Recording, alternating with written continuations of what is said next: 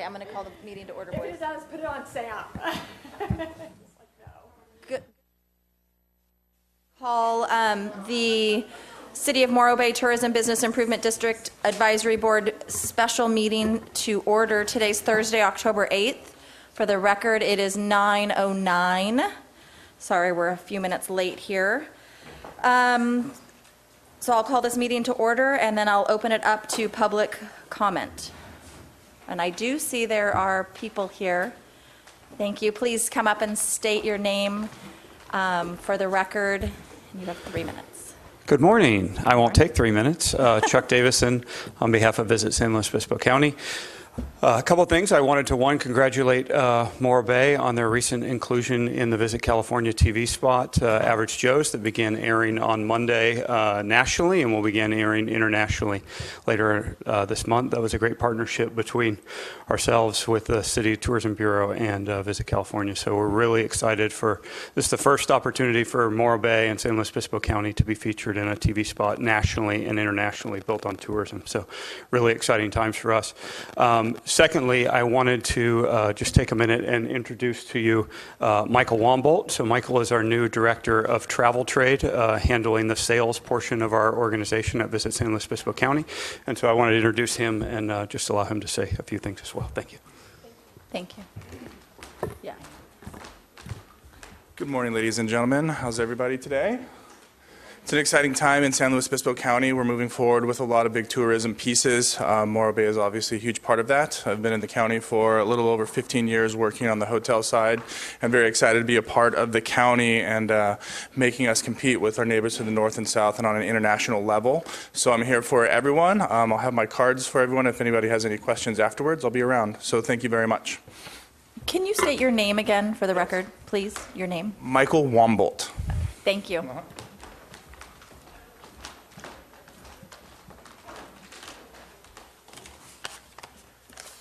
Good morning.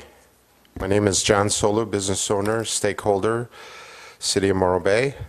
First of all, I wanted to take this opportunity to thank for all the volunteers that helped us over this past weekend, especially City Public Work, the Harbor Department, the Fire Department, and the Police Department. But I'm also here to really to thank this group for making this the new Harbor Festival take a new road for the future. We thank you as a board for from the Harbor Festival. I'm also here to address a staff report that was presented in the last City Council meeting. I got two things out of it. The city staff is predicting an increase of 3.5% for the next 5 years, with 1.7% COLA estimates, with an inflationary rate of 2.3% over the last 10 years. When the industry as a whole do not see a slowdown till the end of 2017 and a modest growth for the 5 years after that. This was also predicted by the California Tourism Board. The growth will continue. If one of my managers in my prior life showed a growth like this in my prior corporate life, I would ask probably that individual go out and look for a new job. Second thing I got out of the city staff report, in order to increase more than 3.5%, we need to add more rooms. Thanks to you, we have gained a major market share with the help of the T-bid revenues that we have generated to market this city. But we're still behind in occupancy and average daily rate compared to the rest of the county. Who is in their right mind will come to this county when we are 10 points behind in occupancy and average rate from the rest of the county cities. Unless we get a full-service hotel with a brand name like a Courtyard or a Hampton Inn or a Holiday Inn Express or so forth, which I really don't see any. All our new owners meeting with the staff, I especially ask where we can build these hotels, and 3 places were pointed out to me. A flood zone in an area in 5 years that will be empty, which is the current sewer plant. Second was the Tri-W property, where Caltrans required over a $10 million investment to improve the overpass for the Morro Bay Boulevard 20 years ago. The third was a power plant. I don't know, but I wouldn't want anyone to commit on a site that's something we don't own yet. Finally, there's nothing broke. 3 minutes already? Wow. Finally, there's nothing broke as we brought out in a special meeting we had with the city staff. And over the last week, the city staff met with AHOA owners and had luncheon meetings with managers and owners this week. So what's wrong? The city staff should have at least the courtesy to ask this board as a whole that they would like to go around and take a survey and go out to lunch with meeting with owners. Something else is wrong. I, along with other owners, we feel a major mistrust between city staff, the council, and this board. It's becoming a distraction for everyone, including the tourism staff that we pay. If this trust is the case, don't destroy what is working. Don't destroy those new owners who are invested and bought new properties with the upswing in this market. Don't destroy those owners that put millions of dollars in improving their property and products, even though some people don't think so. If there's something with the T-bid board, then the council, like in prior councils, like they did with the Planning Commission, should fire every one of you and find new people to support their agenda. Don't destroy it because people don't like each other, especially don't do it behind your advisory board to gain traction to move an agenda forward that could destroy the future of tourism in Morro Bay. Lastly, don't threaten. If the T-bid goes out, we'll just vote a TOT increase to 13%. It's pretty short-sighted. Thank you. Thank you. Anyone else for public comment?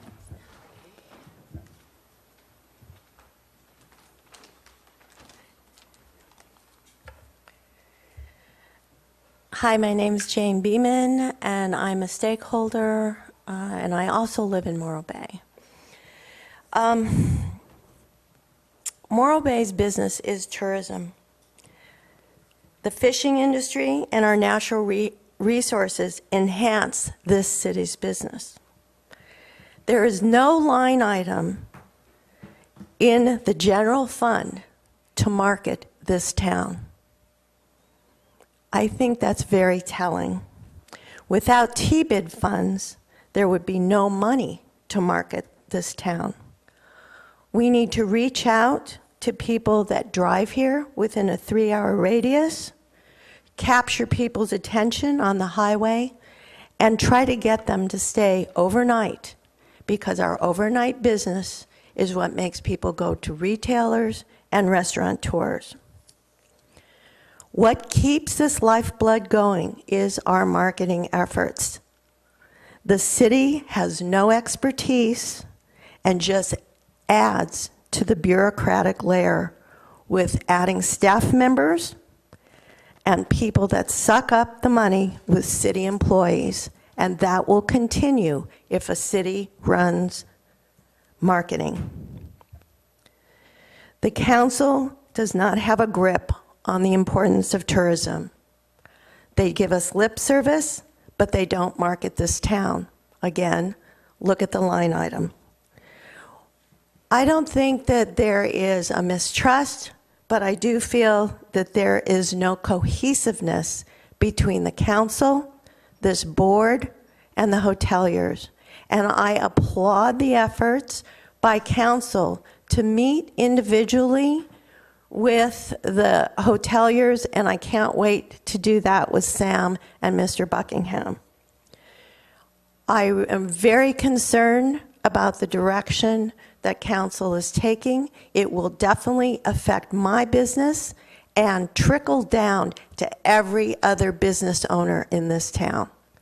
And I ask you to please make that connection with council and postpone any action until everything is reviewed.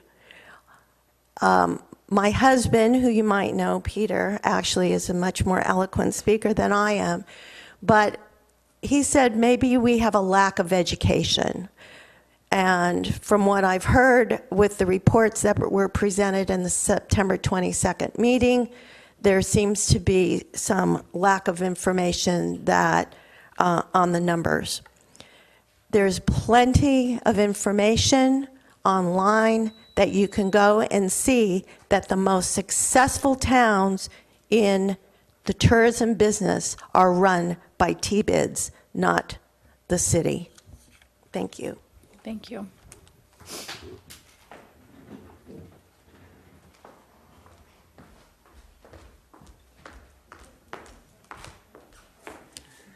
Good evening. Good morning. My name is Linda Merrill, and I want to say shame on you all for the fireworks. Opposition from the environmental groups, Friends of the Sea Otter, the Audubon president wrote a letter to the city about the fireworks and what they do. You think that's funny? Are you asking me? Yeah, I do actually. You do. I'm sorry. But I can't I don't engage think with you understand the devastation that happens to the wildlife in the Bay. You can't understand. Either you don't care or you can't possibly understand. I'll say you don't understand. The snowy plovers are affected. The peregrine falcon at the rock. There are three pairs with babies, and the western sea otters. I hope the city takes over the control of the money for the tourism promotion. Then the citizens will have a say. Thank you for your time.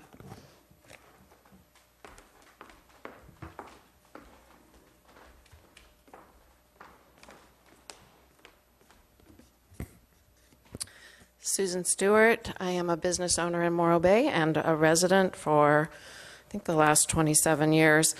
I wanted to thank you all, as a business owner, as a resident, for the work that you do for our community. I think you probably don't get enough of that, enough recognition. I just want you to know we are out there realizing what you do, the extra time you put in, and the importance of it for our community, for paying the bills for the city, for keeping everything running. I personally feel, and having watched through the years as I've become more involved with local politics, that advisory bodies are really challenged because council and staff don't often acknowledge the expertise that they bring to the table, the work that they do in front of and behind the scenes, and more often than not ignore their recommendations or sort of discard that information that's coming forward. So I'm really hoping that there could be a sea change in this, that council and staff and advisory boards work together, listen to each other, communicate more. I would hope that you folks will continue to inform the city of your history, how you got here, where you're going, and that the city and the council and staff will engage in active listening and not just throw out what their ideas are, but listen to what your ideas are. I believe that there's a real value in professional leadership. I believe that having a tourism director has been a huge benefit, not only to the hoteliers, but to the rest of the city, if and when we take advantage of what he has been offering to us in terms of packages. Looks like I'm getting my 30-second thing. Moving forward, I can see the value of having more people working together under the same roof. I can see tourism and chamber and visitor center and city and maybe event involvement together. I think that can make sense. I think it can be stronger. I think it can give a unified message. And I know that's something we've all talked about before, especially Michelle and I think, Joan, you and I have talked about it, is the need to improve our product. And when I say that, I don't mean lodging products. I mean the town is our product. So you're representing the lodging industry, but the entire town is the product we're selling. This is where the city needs to kick in, to stand up. I think they're finally getting a few things going. I hear they've hired an arborist. You know, simple things like the tree branches falling on cars or dead trees lining the streets. This is what our tourists are experiencing when they come here. And our town people, our regular local guys. Same thing with parking. I hear there's going to be another development of a parking plan. Let's hope it's more than just a hired consultant and a plan that sits on the shelf. So I know my time is up. Again, I wanted to thank you. Hopefully you guys don't give up, you know, stay put, keep the dialogue going. Come from the assumption that you can move forward working together, and hopefully staff listens to you and council listens to you. Thank you. Thank you. Any other further public comment? I see a few people out there. Anybody else? Okay. I'll go ahead and close public comment. I just want to make one comment since I was called out. I'm not laughing at anything in particular. I smile at everybody that walks up the door or up to the podium, so I'm just a smiler. Sorry, I'll try not to smile as much. And if the city has a policy to not have fireworks, then we would abide by that policy. But the city does not have a policy of no fireworks. We've had them in the past with 4th of July. So I would advise you to go to city council and advise them to change policy. And then we'd be more than happy to follow that policy. So that being said, we'll go ahead and move. Oh, okay. Go. Yeah. Any comments on public comment? I guess I'll start down to the right. Sorry, I'm a little rusty. My first day back to work after being off for 2 weeks also. So this is really rust coming off. So go ahead, Jack. Taylor. I just wanted to reference your comment on the fireworks because that holds true to me as well. I feel you on that. And I just wanted to say that, like, when we voted on doing when we voted to give money and fireworks were part of the reason we gave the money, you know, I really felt like what was presented to me was that we were going to do fireworks after the nesting season. So the data that we have scientifically showing that fireworks do damage to the bird population was mostly focused on the nesting season. So I felt like fireworks coming up after the nesting season decreased the impact. And I feel like when we're looking at business in an environmental area like an estuary, which we live in, I mean, we're basically living in a garden. We have to reach a middle ground in order to have civilization here. Like, you know, dredging has an impact on the environment. Boating has an impact on the environment. Fireworks obviously have an impact on the environment. So if there's data showing that fireworks after the nesting season also have damage to the environment, well, then it should be presented and we should discuss that. But when we made the decision to fund the money and fireworks were included with that, I didn't feel like that data was presented to me, or I would have thought about it more. And that's my response to your good words, okay? No, I'm sorry. We can't have dialogue back and forth. You're welcome to send something to the board. Joan, go ahead. First of all, I'd like to thank Chuck and Michael and John and Jane and Susan and Linda for all their comments here today.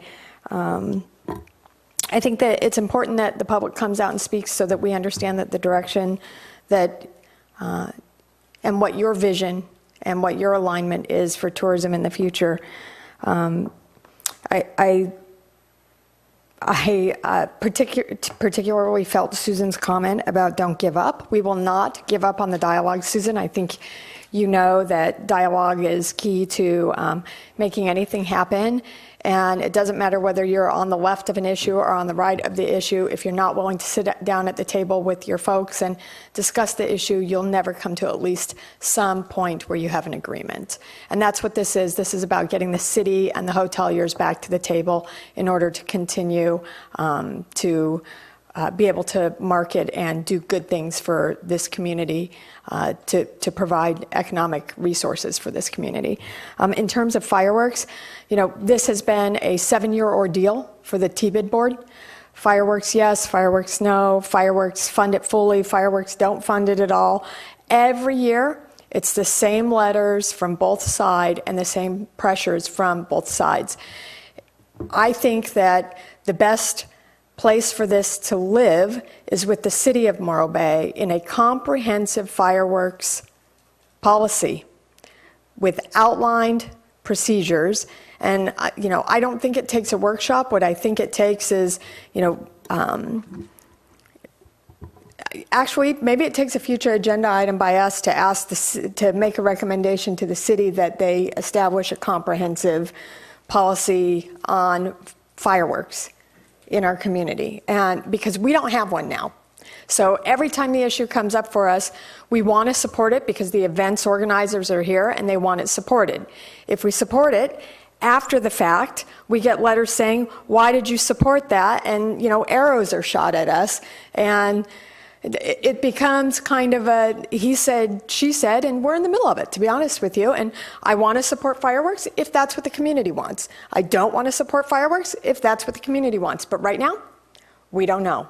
I can say that they were wildly received as positive at the Harbor Festival. I mean, the overall perspective of those fireworks was widely received as very positive and the right time of year, and clearly seen, not money thrown away into the fog, as people have sometimes said happens at 4th of July, which I love 4th of July fireworks. I mean, it's patriotic, right?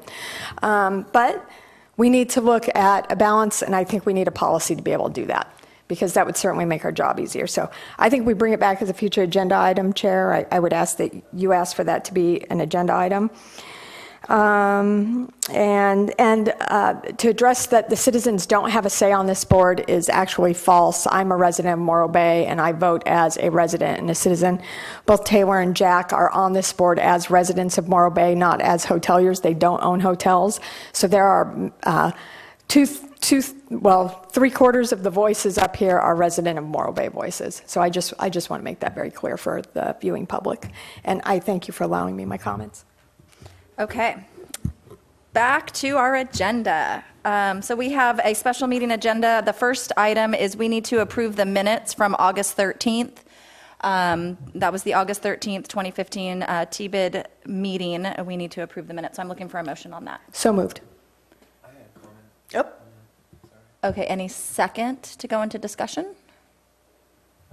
I'll second. Okay, discussion. I just wanted to make a note with our minutes meetings. I've noticed that because his last name's Taylor and my first name's Taylor, sometimes in the minutes it can get confused. I think that we're supposed to refer me as board member Newton and him as Taylor. As something Taylor.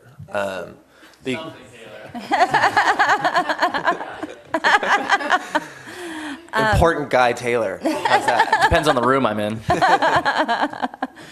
So if we can maybe make that reflection, did you notice it in the last, there's a couple? There was at least one time where they referred to me as board member Taylor, and that's not. It should be board member Newton. And it's just because my first name's Taylor and his last name's Taylor. Gets a little confusing. Okay, so if we can reflect that for future minutes, and then any further discussion on the minutes before I call for vote? Okay, all in favor? Aye. Aye. Aye. Any opposed? None. Okay, motion carries 4-0. Okay, the next item that is on our agenda is discussion and direction regarding the September 22nd City Council Public Workshop. Yeah, I thought you were talking to me. So I'm going to open this up for discussion. I know I'm going to start with my left. Joan's got a little bit of a presentation here. So I think what I'll do for this, opening this discussion up, is I'll pretty much go around. Each one of us will go once. I try to keep us not to talk too much. So we'll kind of all go around once, and then we can come back and then hopefully be done. I don't want to be here all day. So I'll start with Joan to my left, and then I'll work our way around. So Joan, go ahead. You have the floor. So I want to be clear. I called Michelle and let her know that I put together a few slides. I, saw Taylor the other day walking along, and I pulled over to talk to Taylor, and Taylor started brainstorming with me, and oh, what could it look like, right? And we started brainstorming and removing car keys and cell phones around on the table, trying to make representations of things. And it's just, for the last couple of days, that's what I've thought about. And last night I went down and threw the thoughts onto some slides in order to organize some thoughts and actually some conversations that I've been getting back from the community. So this is in all ways meant to be helpful and to open conversation and start, a draft conversation, an organic conversation up here of what maybe one other possibility could be. So, I got it done late last night, and so unable to get it to you electronically, but I can send it to you if, you feel like it after you're bored to tears with me. Okay, so first of all, the city has the goal of streamlining and improving tourism operations for all, and these are just some additional considerations for thought. The purpose provided by the city staff report is in part to provide an opportunity to study, understand, and consider how tourism best integrates and aligns with the city's economic vitality efforts, fiduciary, and policy responsibilities. The previous and current Morro Bay T-bid models were considered, and alternate models for further improving tourism are being considered. The goals provided by the city staff report are in part aligning the community's vision and values with the marketing and promotion of the city as a destination. And I'm going to meet with Mr. Buckingham on Friday and Sam and try and see if I can get a little more clarification on what the community's vision and values are that's different from the Tourism Bureau's vision and values. Improving tourism in the city as a broad, holistic effort. It involves our lodging industry, but must consider the destination aspects that draw people to our hotels and must align with the character and vision of our entire community. And so, again, on Friday, Michelle and I have a meeting scheduled, and one of the questions that I'm going to ask is how we're not aligned with the character and vision of our entire community so that we can move forward in closing that gap if there is a tangible gap. The T-bid board is one level of advocacy and oversight to ensure state law is carefully followed.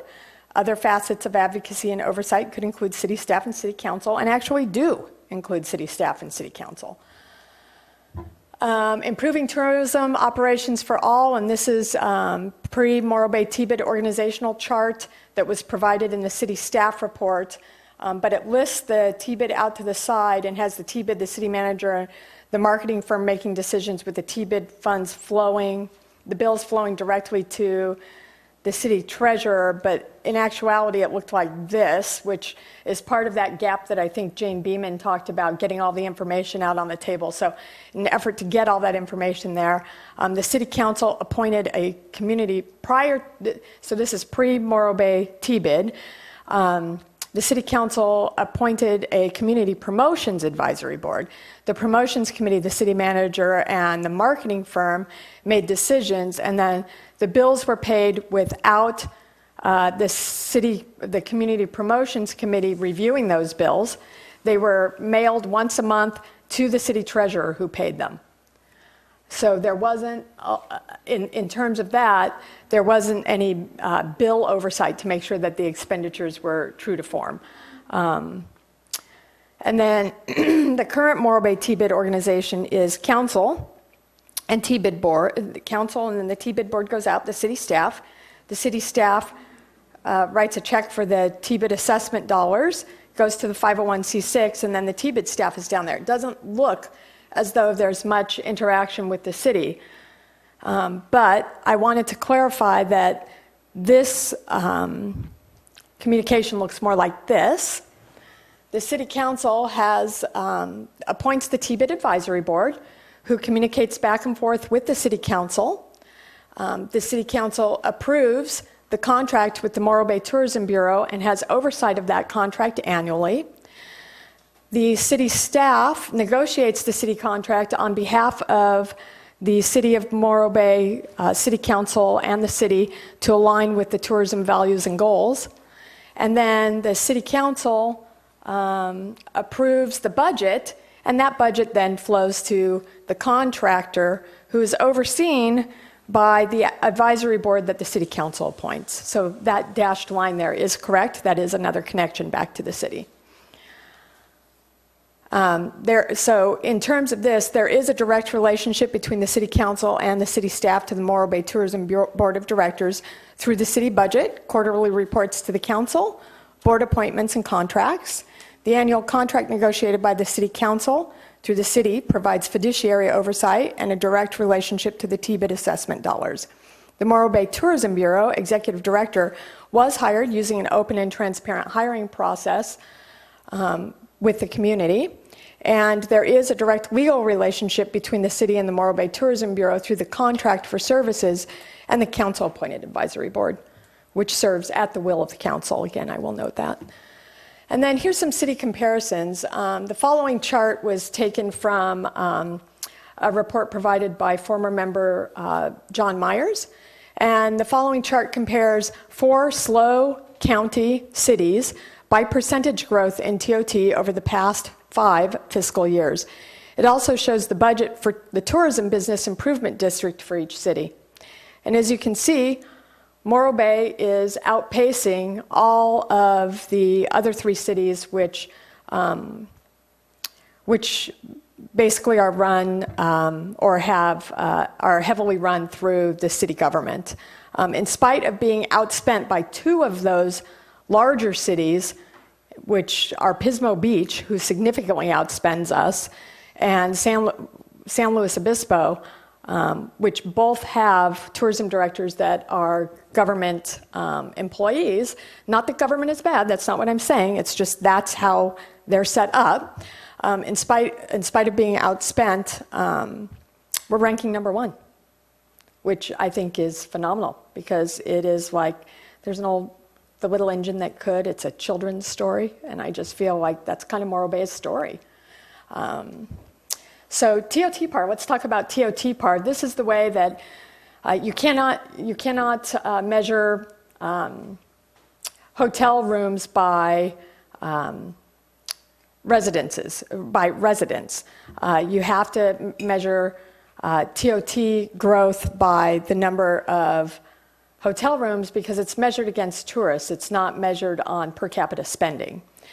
This table 3 takes into considerations the change in room inventory by determining TOT PAR, which is a measure based on revenue per available room, but designed for governmental use.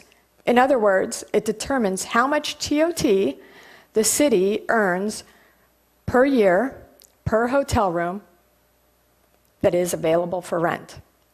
Why is that important? The other cities in the county have increased room inventory between 2% and 8% over the past 5 years. Paso Robles just opened a new property this month that increases their inventory by 24% in the 5-year period. Morro Bay has actually lost 3 rooms. TOT growth in other cities is partially supported by room inventory growth that is out of the control of the marketing effort. So room inventory growth is completely out of this board's control, okay? What we do is market for the available rooms to make those rooms work hard. TOT PAR levels the playing field and accurately compares the results of the 4 cities per room based TOT growth available room for the past 5 years as follows. Pismo Beach had a 46.9, Paso Robles 42.9, San Luis Obispo 43.4, and Morro Bay 59.7 in TOT per available room.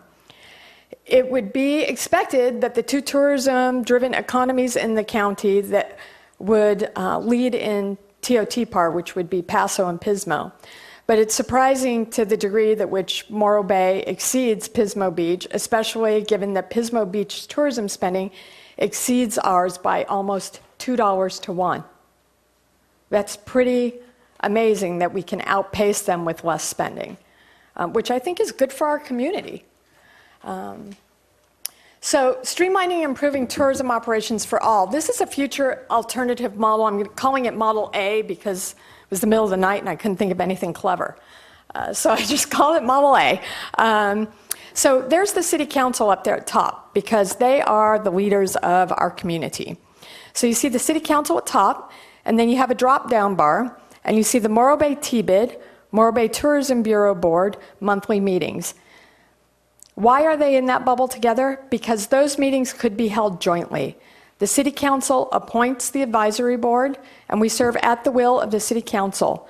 They also approve our bylaws for both the Morro Bay TBID board and the Tourism Bureau board. And they have approved those bylaws to have those boards directly mirror each other. Then you see, at the monthly meetings, we would have then working together at the same table, the city staff advisor, the Morro Bay Tourism Bureau staff advisor, and a visitor center contract advisor. You see an asterisk down there that there's a note that there are 4 additional seats that could be filled. They're at large seats that could be filled that were removed from the advisory board, that were removed from the Tourism Bureau board that could be added back. And I don't know if the board would be willing, but I just threw it out there that one of those board members could be an appointed city staff person. In this, you see that there's a drop-down bar from the city council. It arcs over, and there's the city staff on the right-hand side. City staff is in charge of economic development programs related to tourism, and then drops down future bid models for recreation, retail, and restaurant that the city staff talked about in their plan. In the middle, you see a big green bubble where it all comes together. That's where City Council, Morro Bay TBID Board have a joint annual meeting on the tourism vision and values for the community. We could align the community's vision and values with the marketing and promotion of the city as a destination. The city staff and Tourism Bureau staff could complete the goals and objectives together for tourism growth and future stability for our city. On the next model of streamlining and improving tourism operations for all, future alternative Model A, accountability. How would the accountability work in Model A? Well, the City Council, their job is to have more accountability. That's one of their goals, and so let's look at that. City Council could approve the tourism budget, approve the marketing plan, which they do now, quarterly financial reviews, appoint the Morro Bay TBID Advisory Board and the Morro Bay Tourism Bureau Board, initiate joint meetings with the TBID Morro Bay Tourism Bureau Advisory Board, review and approve the contract for marketing with the Morro Bay Morro Bay Tourism Bureau, review and approve financial expenses, and receive annual formal reports for adoption. The job of the Morro Bay TBID in terms of accountability and the Morro Bay Tourism Board mirrors each other, makes recommendations to the City Council on all of the above from the City Council bubble, administers the Morro Bay Tourism Bureau contract on behalf of all stakeholders to improve tourism operations, including events for all. And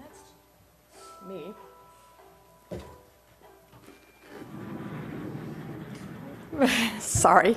And then the city staff would work with the TBID and the City Council, and they would make tourism recommendations to the City Council with advice from the Morro Bay TBID Advisory Board. They would advise the Morro Bay Tourism Bureau Executive Director on city economic matters to create teamwork, and they would negotiate contracts with the Morro Bay Tourism Bureau on behalf of the City of Morro Bay. This creates a greater net of accountability that I think all partners may be able to agree to. Streamlining and improving tourism operations for all future alternatives, Model A, communications, because there's been a lot of conversation, which is communication, about communications. So there's been a lot of communication about communication, trust, and respect. So City Council community vision, in their communications, would communicate the community's vision and values with the marketing and promotion of the city as a destination. That would arc over to the city staff and the TBID boards, which is an appointed board. So they're communicating with both their staff and with their advisory board. City staff and the bid advisory board are communicating. And as you can see, there's a direct line of communication to the Tourism Bureau staff from the city staff and to the tourism marketing plan and contract both for the city staff and for the TBID boards, and that flows directly back to the council. City staff is also responsible for communicating anything in terms of economic development, including tourism economic development, and visitor center contracts with the chamber, who's currently the visitor center contractor. And why is the future alternative Model A good for Morro Bay? And this is where I have to take a look. It's good for Morro Bay residents, businesses, and all, because it shows an increased growth in revenue. Now, you'll look at 2017, and if you project using the city's forecasting numbers from the city staff report, it's 3.5% across. And we're sometimes concerned with what a 5-year growth looks like. So this is a 5-year growth going back, and it goes to 2018. It shows 3.5% growth gets us to about 67% occupancy citywide, using the city figures. And in a business person's think tank, you would go across and you would see that we do account for the mini recession, the little bubble pop that is being predicted for 2017. So we're looking at a 10% growth through 2016, then a 3.5% growth, because we thought, well, let's be fair. I was thinking last night, let's be fair and grow at some point with what the city is saying, because they are predicting an economic downturn. We want to be fair to that. So that year gets us to 68% occupancy with a 3.5% growth. And the next year, I put a modest increase to a 4%, which gets us to a 69% occupancy. In the next slide, though, we look at the future 5 years. And in the 5-year forecast, using a $3 million start point, which we were very close to this year, hitting it, which, by the way, I just want to say is a record. We hit a record number for TOT again this year, and we were very close to, in 5 years, going from a $1.8 million in revenue stream to the city to almost $3 million. That's giant. So congratulations to the entire team, all the events promoters, all the volunteers who did events large and small in this community, and city staff for supporting those things, and city council for budgeting for it. Five-year forecast using a $3 million start point for TOT, 2015-2016 year. You can see that using a 3.5% growth, in the end year, which is the purple year, there's a very large difference. In 2016, I can tell you what I forecasted here. In 2016, I forecasted the 10% growth that we're forecasting. In 2017, a 3.5% growth under the TBID. In 2018, a 4% modest growth. In 2019, a 6% growth, which is more modest than we've ever forecasted. And in 2020, which is 5 years out, in 2020, Vision 2020, anyone remember that? We're forecasting a 7.5% growth. Why is that important? Well, because the difference in the TOT revenue to the city is over $1 million. It's $1.88 million between the way the businesses think about compressing the dollar, using it lean and mean, and making the business market spin, and the way that a government-proposed mechanism was proposed to work. And that's the difference. We would run lean and mean and hard to try and make these numbers. In public spending, it runs. Here, in business thinking, it runs in track shoes. So that's the difference. $1.88 million or $1.18 million in revenue to the city over 5 years, I think would be a significant number to make folks who are residents of Morro Bay raise their eyebrows. In addition, over those 5 years, that's $11.887 million in lost revenue to the lodging industry. if we go with a 3.5% with a government proposed plan. Furthermore, if you take the state's guideline that every dollar that's spent on lodging, $2 is spent in the immediate community as a multiplier, that's $23,774,000 that are not being spent in the retail, recreation, and restaurant segment of our community, lost over 5 years. Now, again, I want to be clear, I did these numbers late at night, and they might be off a little, and I would invite a scrutiny of these numbers because that opens conversation. And we need to be having these conversations, and sometimes they're hard, but I think we need to be having them. And finally, an overview of future Model A. It provides the city council, the city staff, and the hotel partners with secure measures for fiduciary responsibility for all. It provides the community with strong communication for tourism between all partners. It provides growth and revenue that all partners agree is good for the city and residents and all. It continues to promote job creation and retention for our community without government expansion or increased city costs. The only cost to the city is city staff time, which is what they're doing now. It provides communication mechanism for the Tourism Bureau staff and the city staff to work together, creates greater transparency in communication and reporting from a city perspective and a partner perspective.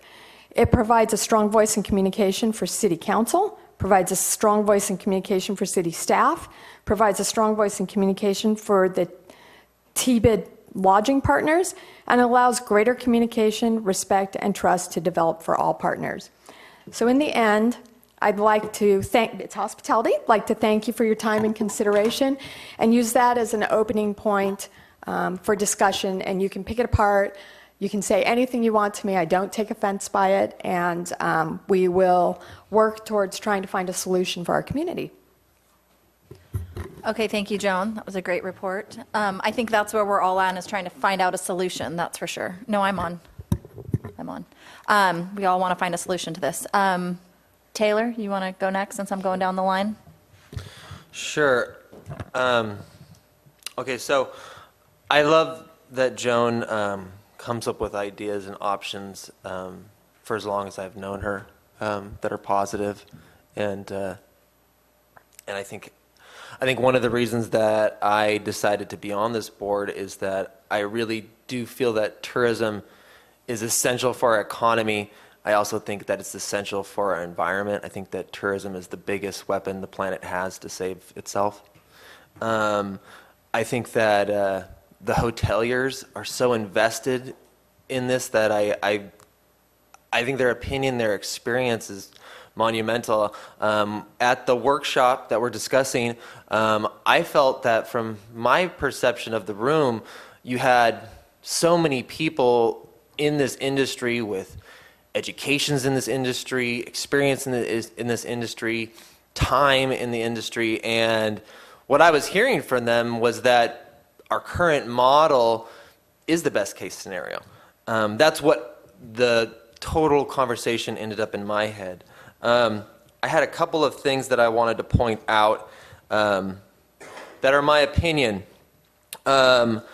One thing is I think that a lot of this discussion has to do with money, and I feel that a lot of the discussion is based on speculation over data, which is always dangerous. Data, the strength in data is the realness of it, and we don't know if it's going to be 3.5% or stay the same or what. And I think that one of the things I've learned from Brent on this topic of, are we going to increase room occupancy? Or what I've learned from Brent is that our biggest market is the off season and making our tourist season go year round. And that is the goal. And Brent showed me to that, and he should, because we're paying him to do that. That's why we're paying him. Okay, so on that note, there's that. I'm going to kind of just jump ahead to, on a personal level, this topic, what it means to me. So I'm kind of taking off my tourism hat and telling you my hat as a because I own multiple businesses in town, and I have a family in town, and I just wanted to point out something that's really important to me with this city, and it has to do with this tourism discussion. I feel like the city staff and the city needs to accomplish some very important things that they've been working on. And I have 3 that I've been talking about since 2009. And when I look at city staff, I want them to be focused on these 3 things as Taylor Newton. And the current tourism model seems to be working so well, and I heard a bunch of people that are the people we're supposed to listen to tell us that I'm wondering to myself when I go home to my children, why aren't our city staff focusing on the 3 things that I want them to focus on? So I just wanted to tell you the 3 things that I'd like to see city staff focus on, and council for that matter. My daughter's 6 years old, and we don't have a pool in Morro Bay. And I was a swim coach, and I swam for Cal Poly, and I was on the triathlon team for Cal Poly. And I don't have time with how much I work to take her to Cuesta. I want to teach her how to swim here. And I'd like to see our Park and Rec department and our city council and our city staff give our city a pool, because it's been promised to me. And I'd like to see that happen before she's 15. Number 2, in my business and as a family member living here in Morro Bay, I want recycled water. And I was hoping that we would have a new modern wastewater treatment plant, sooner than we're going to have one. So 5 years from now, maybe we're going to have one. But then it's going to be 3 to 5 years out from there before I get recycled water. That's 10 years. Man, I wish I could have recycled water sooner. Number 3, that huge piece of property down on the waterfront that we call the power plant, I understand that it would be neat to have green power, but I would just love to see that property become something that created consumers, more people to buy our product and to bring more tourists into town. And I've always just thought that, Morro Bay being the environmental garden it is, that, gosh, wouldn't that property be perfect as a Cal Poly campus, like a marine biology campus that would bring students and their families here to stay in our hotels and buy in our shops?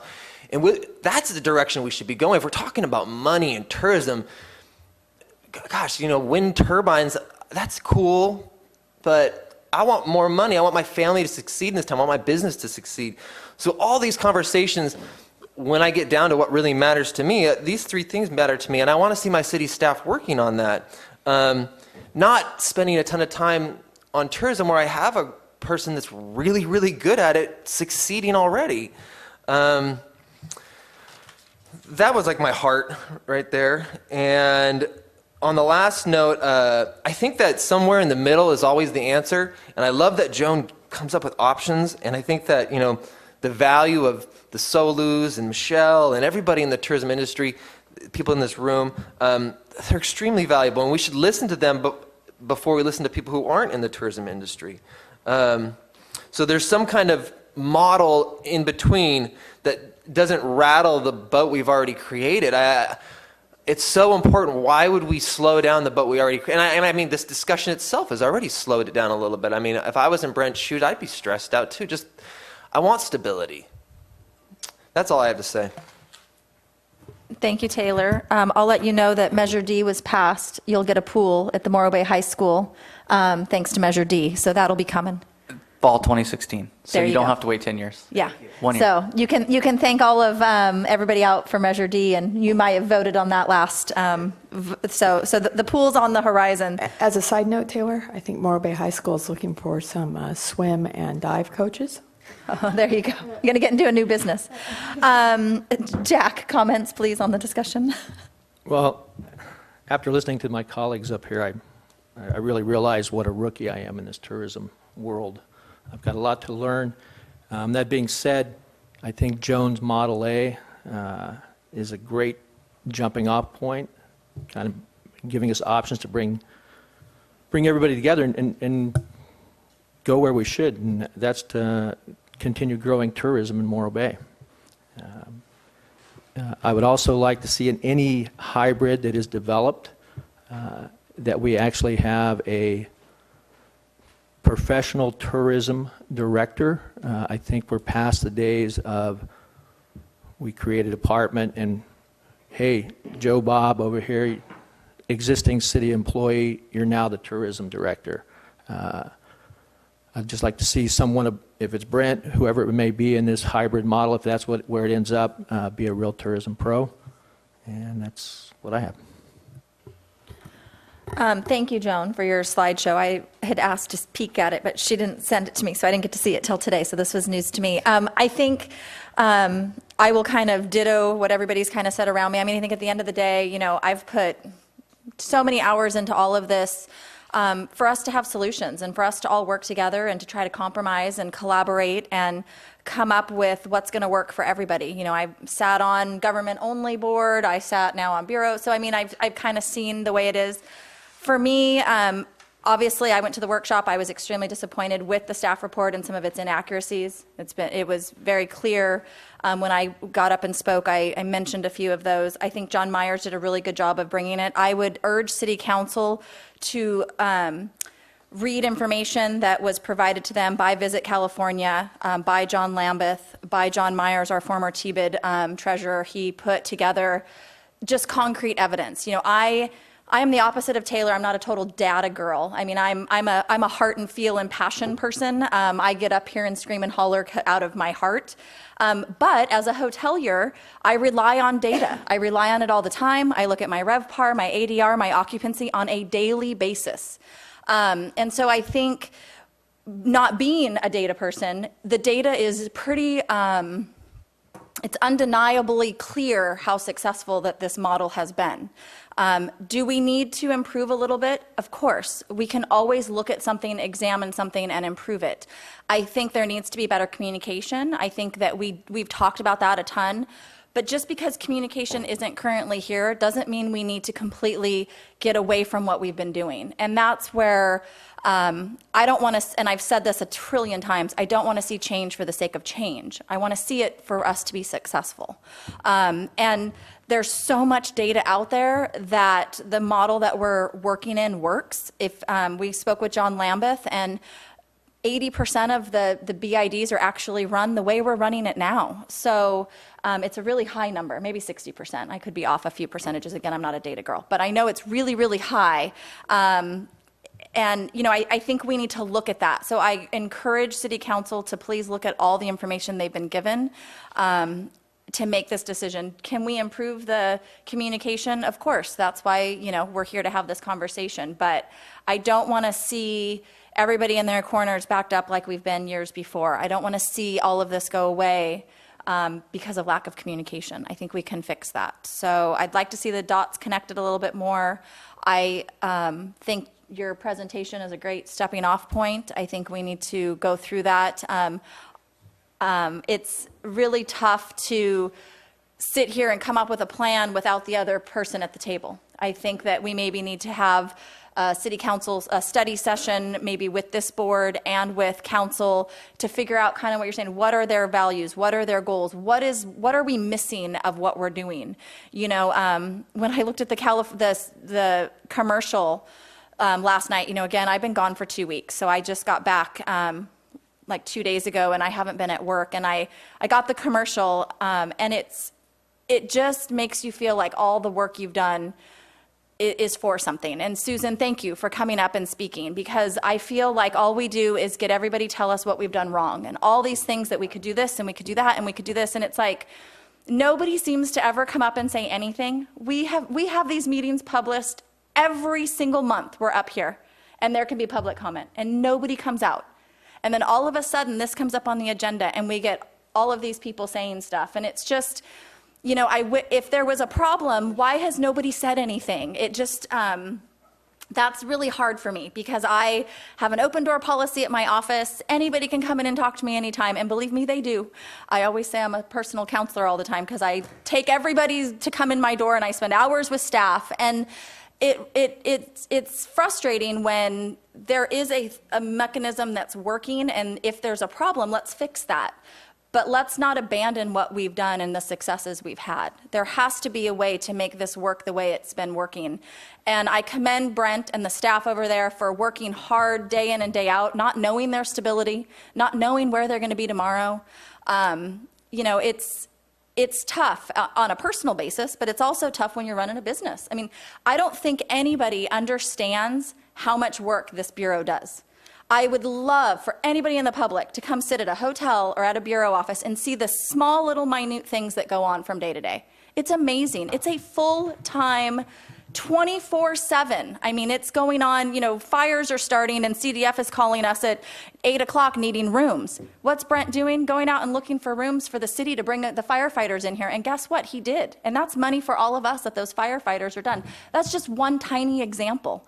So I think we need to understand and understand what we're making decisions on. And that's what I urge City Council to work really hard on, and going out and reaching out and getting the facts. I think that's the most important thing, is to have factual information that's accurate and not biased and not personal, just accurate information. So saying that, I think we need to look at and figure out what we're going to do as a board. I'd like us to look at the plan, but I do have a couple of things on a personal note. In the community, in terms of being out in the community, what I've heard from talking to a lot of people organically is that this is personal. That there is no issue with the performance of the Tourism Bureau Board.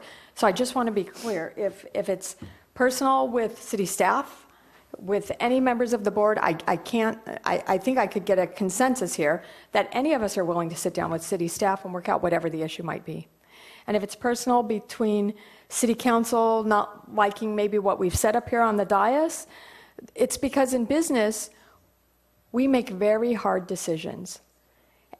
And this is a working board, and this board does a lot of its work in front of a camera, which no other business in this community really has that kind of scrutiny to it. They're making hard decisions, and they're making them where they don't inflict them upon their staff or their customers. But our decisions are made openly. And so sometimes the conversation is tough, but tough conversations lead and should lead to respect for that opinion and to team building. Tough conversations should lead to, well, let's get to the table and figure out how we can come up with a good answer to solve those tough questions. And that's what we do in hospitality business. I've been in hospitality almost all of my life.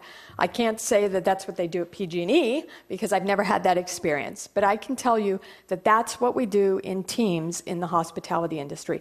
We ask each other hard questions. And we come back to the table and we figure out what's going to be right for the team. And that's how we work through it. Taylor spurred me when he said, well, what happens if the contract goes directly to city staff and the tourism director answers directly to city staff? My answer back to Taylor was, Taylor, think of this. Over the last 5 years, you have a landscaping business. Over the last 5 years, you've had the most successful landscaping business in the entire county. You have more clients and more revenue by proof in the numbers than any other business. You have a supervisor who is doing a bang-up job for you, a terrific job. And now your business partner, who's a 50% business partner, comes in and says to you, Taylor, I think we ought to do it differently, and we're going to have the meat manager at Albertsons supervise your landscaping supervisor. And the meat manager at Albertsons is going to take your business from being a 10, 16, 12% growth to a 3.5% growth, and I'm the 50% partner, and I think that's good enough. Would you want to go with that model? I asked him that. And that's where the hoteliers, who are the consortium behind this, have a stake in this. So that's a hard conversation to have, but we need to get to the table and have it, because that's business. That's business. And that's, getting to the table is the way to solve everything. So I'm willing. I think the whole board is willing. I heard that from them. I threw this onto the table to start conversations on a solution from our board. And I don't know where you're at on this, if you want to make changes. If you want to totally ignore it, I'm fine with that too. If you want to take it and have a hard look at it and then have a special meeting back to see if we can come with a solution that we can provide to City Council, that's another option. So we have lots of options on the table in terms of being able to communicate, and I just thought I'd throw a few out there. Taylor, go ahead. I believe that the city council is having like personal meetings with each advisory board. I know that recently a bunch of the, like 4 of them met with city council individually for an hour each, and I think that we're due to have the same treatment. Correct. So you all received an email yesterday inviting you to an October 27th special session. All 4 of you have to be there, though, Yeah. unfortunately. So if you could get back to Dana as soon as possible. So yes, the intent is to have a joint meeting so that you have direct one-on-one conversations with the council. So he's taking what he said. I think that's great, and that's the direction we should be going in this, and what we're doing right now, this discussion and this creation of policy and programs through communication and open transparency. I wanted to point out that some of the communication flaws, I think, that have brought us to this point with the amount of confusion that I feel is going on, could have been alleviated with more proper confusion. And I just wanted to clarify 2 things that had to do with communication. When I joined the board, I felt like my direction that is supposed to be kind of communicated to me was going to be from the liaison, which is currently John Heading. And in no way am I saying he's done a bad job or anything, but I wanted to point out that Joan, as soon as I brought up that I hadn't talked to him and I hadn't seen him at a meeting, Joan was very clear with me that she had met with John. And she also made it very clear to me that how he wanted to go about meeting and being the liaison. So that information was given to me. And I think that there was a misperception from John and maybe other council members or the mayor that Joan hadn't relayed that information. And in fact, she had. I mean, maybe she didn't push her microphone button, but she was up here and told me that and told me again. So I did know that. I wanted to point out to John and to anybody out there that never will I personally be influenced by anybody's position. Just because John's on council or Jamie's mayor, I'm still going to give you my honest opinion. I'm still going to vote the way I believe. So if he's here at the meeting telling me his opinion or direction that he feels, that's not going to change me. I felt like part of the reason he didn't want to come to the meetings was he didn't want to influence me. I only want to be influenced by good communication and data. You know, I'm not influenced by power. I'm not afraid of anything. So I wanted to point those 2 things out to clarify that. And I do feel like meeting with council or having Sam here has been so helpful. You know, this is like my 3rd meeting with Sam here, and just having him here makes it my job easier up here. And I have so many other things to do with my life. I mean, I'm 37. I have a family. I have multiple businesses. I could be somewhere else. You know what I mean? And having this run smoothly and be productive makes me want to be here. And having him here and having communication with city council and knowing that there's a liaison that actually wants to talk to me, these things make me want to be here on this board, which I think is supposed to be a gift. The board, these advisory boards, they're a gift. You know, I mean, we're giving our time for free, and my time's worth money. That's it. Jack, do you have anything else? Just that, you know, there's reasonable people here on the board.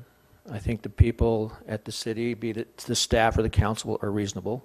And I think if we all sit down and look at this, use Joan's plan as, like I said, a stepping off point, I think we can all figure it out and continue to grow tourism as we have done.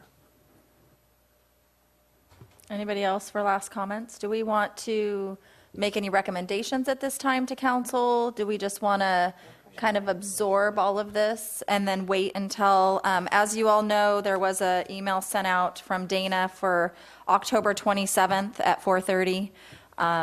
So everybody needs, I have to be honest, I just got back, I need to look at the calendar, but I think, me personally, I think maybe it's worth sitting with council first and finding out their direction and finding out what they are kind of asking us to do, because I think we've talked about communication. We don't quite know what we're shooting for. We don't quite know what we're missing. So maybe having that conversation with them will help before we move anything forward.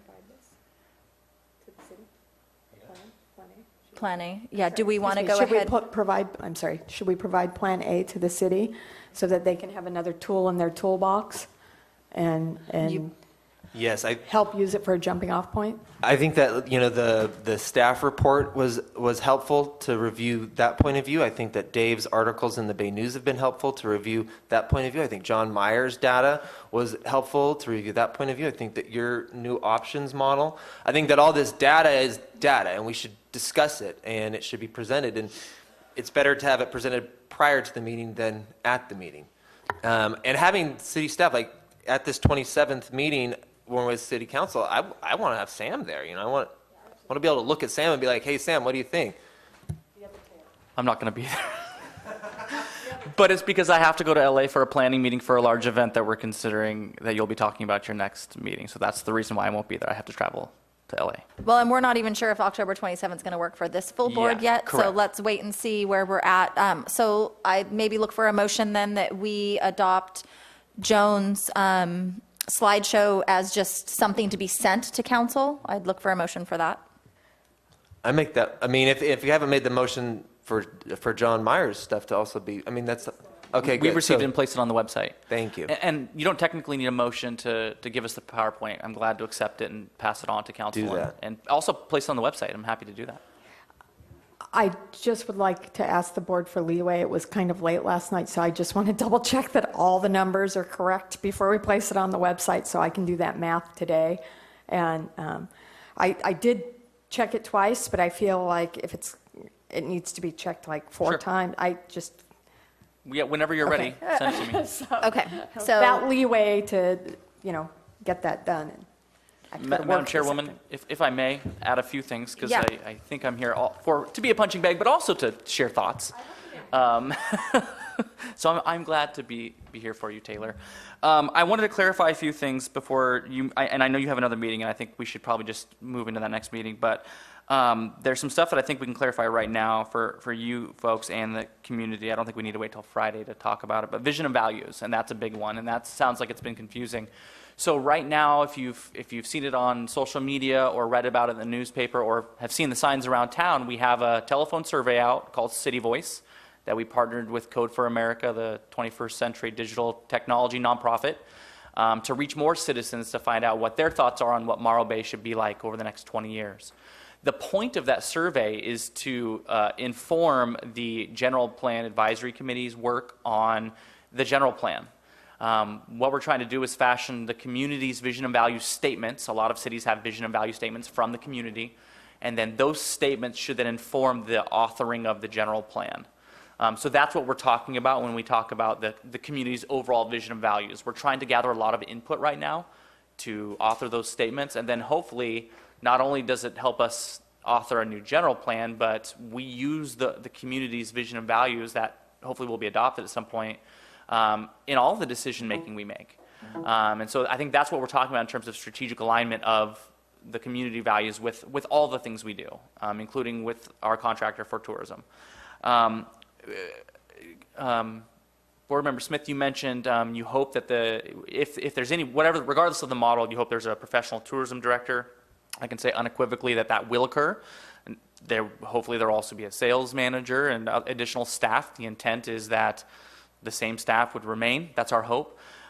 What staff is working on right now is, the overall plan for that. But I think what we talked about yesterday, and I'm comfortable talking about, is that we would put together a resolution that would outline how this all would work, including because we've heard concerns that there's no guarantee the existing staff could be brought on. What we would do is we'd put together a resolution that literally says that they would be brought on, and then the council will make that decision, and that's the council's decision. The intent obviously is, my God, not for me to do this work. I don't have the time to do that. My job is overall strategic alignment of all economic development initiatives. I'm very busy right now with external and internal economic development. Tourism is so crucial to us that it does need to be aligned. I appreciate the alternate model. I think it's important that we discuss it. I think there's opportunity for that to be part of that alignment. staff's task was to simply come up with an alternative. And so that's what we recommended to council. And the intent was to spur this discussion. I think it's done a really good job of that. I'm sad the way the discussion happened, and I'll take the blame for that. I think that we could have done a better job of communicating the overall intent, that we were trying to have a robust community conversation, and so this was a good learning experience regarding that. Taylor, I wanted to note really quickly, I really appreciated your personal hopes and desires for what the city's working on. One of those is managed by me. That is the pool, that is the school's pool, obviously. They are working on that. We have sat down with them. We are working on that. The Recreation Department will have a program for the community to utilize that pool. The big challenge there will be the type of revenue we have to make that happen. Cuesta is rather low cost, and we're concerned that we need to work with the school district to make sure that they make it affordable for us. So that'll be a big challenge. But they've told us they're very confident that they will give us more hours at that pool than we think we can use. So that's good news for us, and we'll keep working on it. So we will have a program with lifeguards and all that, and we're excited to make that happen. But I think the overarching point regarding the things you want, I don't think any of the work we do is mutually exclusive. So I respectfully disagree in that we need to focus only on these things because we're really busy.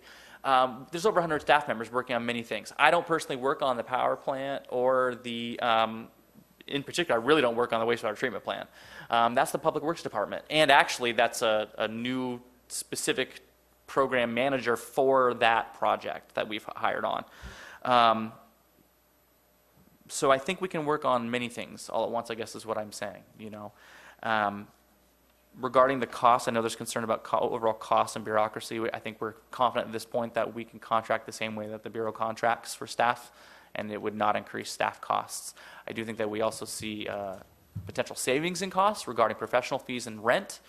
So there are some benefits as well.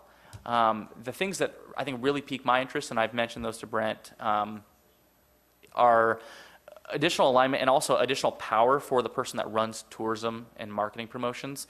In particular, overall brand management for the city and community as a whole. Right now we have kind of the brand for the Tourism Bureau, and we have a city brand. I would call it the community brand.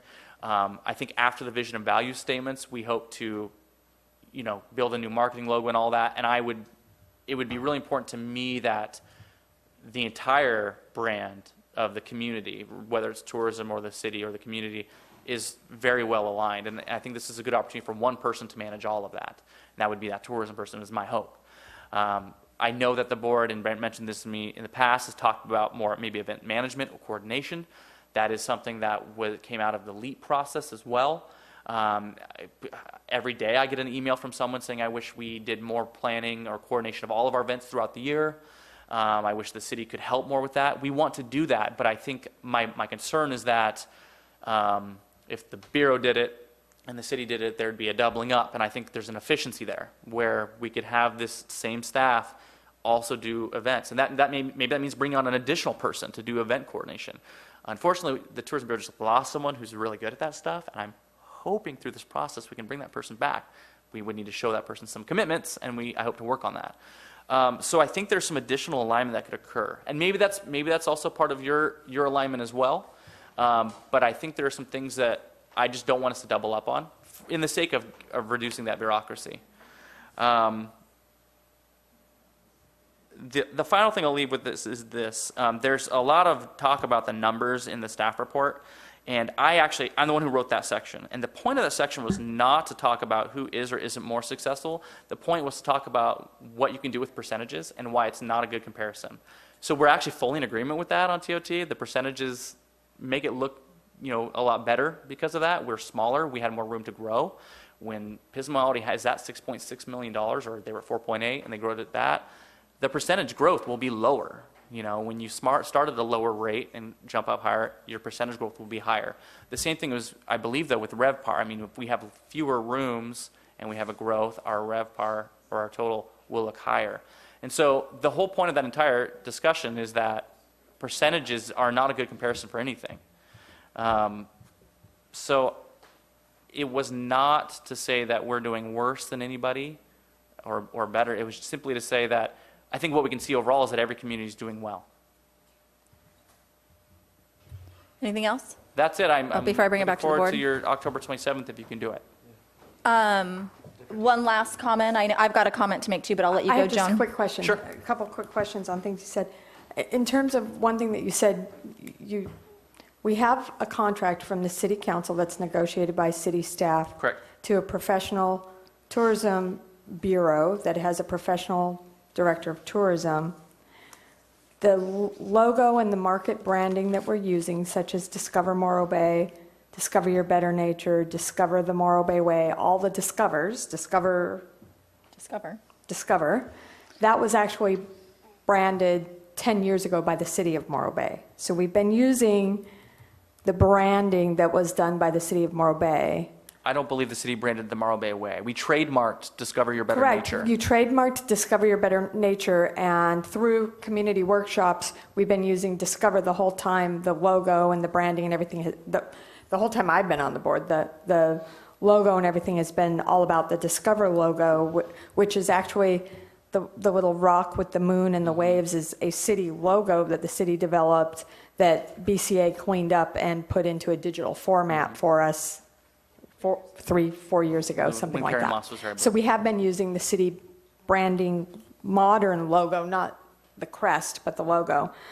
In terms of the contract, though, I'm a little confused, and I guess the question begs to be asked. If we already have a contract that's set up with a professional tourism director through the city of Morro Bay, why do we need to stop that contract and set up a contract for a professional tourism director through the city of Morro Bay? The city of Morro Bay does not currently have a contract with a professional tourism director. Excuse me, for professional tourism management. So we have a contract see. right now for You're- professional tourism management of our city. We have a contract right now for professional tourism management for our city. If we stop that contract, the city of Morro Bay is going to negotiate a contract for professional tourism management. Yes. Am I right? To directly have that staff on board, correct. But they are directly accountable to the city now through that contract. That staff answers to a private nonprofit board. So I don't fully agree with that, Which is but a- I think there is some coordination. Great, we'll have that conversation on Friday because that board's appointed by the city, and that's where the point of variance is probably at. So. It's the same board, it's a city board. So we'll get through that Sure. on Friday. Great. Okay, and then one last comment too. I think that we have to compare data.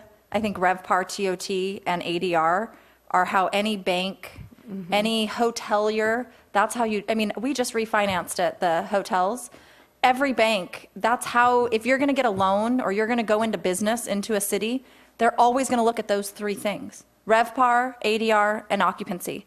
They've been doing that since way before I was born and are going to keep doing it till after I'm dead. So I think for data purposes, I would request that those are the three ways that data is compared, and TOT par. I mean, that's just what you do in this industry. It would be, like if you go to get a shoe, you go by a shoe size. That's what you do for hotels too. You can't really compare something any other way. I understand that. That's not what I'm saying. Okay. What I'm saying is that when you have a jurisdiction that's smaller with a smaller collection and they have a large increase, their percentage increase will look lopsided. For instance, say a jurisdiction has $2 million in TOT collection based on the revenue, and it increases by $200,000. That's a 10% increase. You have another jurisdiction that's $500,000 and they get a $100,000 increase. That's a 20% increase. And so it just looks better in that way when you do that. So it's But if you're doing it by RevPAR and ADR or total par, then you're taking that out. You're comparing apples to apples, and that's my point. Is if you go off those figures, it's an apples to apples comparison. Whether you're in a town with 5 rooms or you're in a town with 5 million rooms, you're still comparing ADR and RevPAR. That's how you compare. It doesn't matter what size of a city you're in, what size of a hotel you have. That's how you compare. That's how you make an apples to apples comparison. You could use those to compare Morro Bay to Vegas. Exactly. It wouldn't matter. And that's kind of the point I'm trying to make is by using these figures, those are accurate apple to apple comparisons. You can't compare an apple to an orange by doing it other. This way is how to get an apple-to-apple comparison. So say a jurisdiction had 100 rooms and they collected Yes. that $2 million and they went up by $200,000. They go then from $20,000 per room to $22,000 per room. It's a 10% increase. You have a jurisdiction that collects that $500,000. They have 50 rooms. So they have half the amount of rooms. That's my point, though. You just changed the number of rooms. So when you look at total par and total and RevPAR, that's off your rooms. So it doesn't matter whether you've got 5 rooms or 5 million rooms. We'll show you on, I mean, this is how you measure what you do no matter where you are. I mean, ask any professional, forget asking up here my advisory board. I mean, call any bank, visit California, call any city. This is how you measure an apples to apples comparison no matter where you are in the world. In the world. I mean, this is... They use it in China. This is how you accurate, because when you have a room to sell, you only have that room to sell. It's not a commodity. That room, the next day it's gone. So you always look at your RevPAR. That's like the hugest number, that's the most important thing in the world to a hotelier is the RevPAR. It doesn't matter where you are. Doesn't matter whether you, yeah. I mean, and I know that this is a hotelier thing, but again, we live and breathe hotel, and so. And it's so important to your revenue stream. It's huge. It's huge for you guys to understand what that RevPAR is about and how you create I mean, that RevPAR number is what you live and breathe by. ADR fluctuates because you can have a great ADR, but if everybody's just charging on the weekends and you have a low occupancy, it doesn't do you any good. You're not going to keep the lights on. You need to have a good RevPAR. Your RevPAR is how you compare apples to apples. That's the only way you can compare an apple to an apple in the hotel industry is by RevPAR. And for cities, it's TOT par. Right. So I'd love to have that brighter conversation to get everybody to, because that to me is so, so important. It doesn't matter. You can't skew that number. It's impossible to skew it. That is an apples to apples comparison. And we can do some examples, but that is truly what you live by. I mean, it's a concrete number that doesn't matter where you are in the world, how many rooms you have, how many millions you bring in, or you bring in $1. That RevPAR and total par is exactly how you're going to be able to get an apples to apples comparison. So. On that note, I think it would be really important for you to be at that meeting, so we should change the date. I agree. I mean, this conversation's, I love watching this right now. And I really want, I mean, data and understanding of data is so important in this discussion. I mean, I think Sam's really important in this discussion. So having him there, if October 27th doesn't work for Sam, let's make something that works, right? And I agree. I mean, it's really important for all of If that's okay with you. Yeah. I would love to be there. Okay. I want to make you come to a meeting. No, I would love it. I was sad that it was going to be scheduled then, but I think the interest was, I mean, we wanted to make it happen quickly so you guys could have a good discussion with council. So if you're happy to, if you want to push it off, I'll share that with them. I can't guarantee it. I'm not controlling meetings, but. Right. Well, I'll send an email out that how important it is that Sam's at that meeting. I think it's important that we're all on the same page and understanding things. You know, I'm not trying to skew any, I mean, this is truly. It is pretty. I mean, ask any hotelier. I mean. There's a hotel broker in the audience. I mean, I'm sure he would be happy to say to you, that is absolutely how every hotel that has been purchased in his experience, it's based off that. That is the number one metric, yes. Yeah. I mean, and it's what a bank's going to do. That's the number one metric. And if a bank is going to invest into any hotel or give any loan, they're good, and they also look at the city numbers. I mean, when we just refinanced, they went and pulled city numbers all around because that's how they're going to. They don't want to give you money if you're going to fail. So, okay. So we'll get Plan A to you after I quadruple check the numbers. Yes. Okay. And we'll put it right on the website. Okay. And we'll put it right on the same section of the website under Hot Okay. Topics so everyone can see it. Okay. And then and that's all I have. That's all I have to do, right? That's Yeah. all my only job. Okay. Is there any other further comment from the board before I request that we close this? But before, we had one future agenda item, and that was the firework discussion. So if we can ask that to be on our future agenda item. Sure.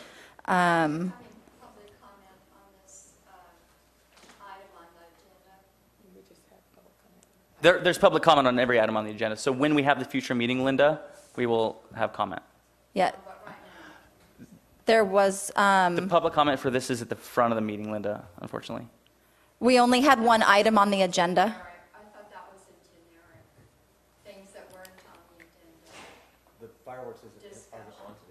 The fireworks is not on the agenda today. I think she wants to talk about the tourism marketing promotions in general, maybe? Okay. Am I allowed to open it up to public comment? at Your this- agenda appeared to say that all public comment, even on items on the agenda, was at the front of the meeting. Right. I defer to the board. This is up to you if you would Wait a like minute, is to it a accept. violation of law if we open it up? That's what I think our policy Okay. procedural. As long as I'm not There's a going to get in violation of law trouble, to invite more then. comment. Linda, go ahead and come up. We'll go ahead and listen to any, I'll go ahead and open it up to public comment for any last comments. Good morning. My name is Linda Merrill again. And I wanted to say that I have thoroughly read the city's proposal for a hybrid model. And I think the citizens would be more involved with this particular idea. I think that the citizens would feel invited and feel more comfortable coming to the meetings and being part of what you are all doing. My name is Linda Merrill, and I'm a 30-year resident, and I've also had a part ownership in a hotel in another city. I would like to say that with the hybrid model, we would have more accountability and more transparency. Could somebody please stop me if I go too long? All the citizens would be able to give their input. We could have a citizen-friendly bureau and T-bid board, and the citizens could be ambassadors to promote tourism. The environmentally friendly, sensitive tourism and discover your better nature perhaps could come back as our motto.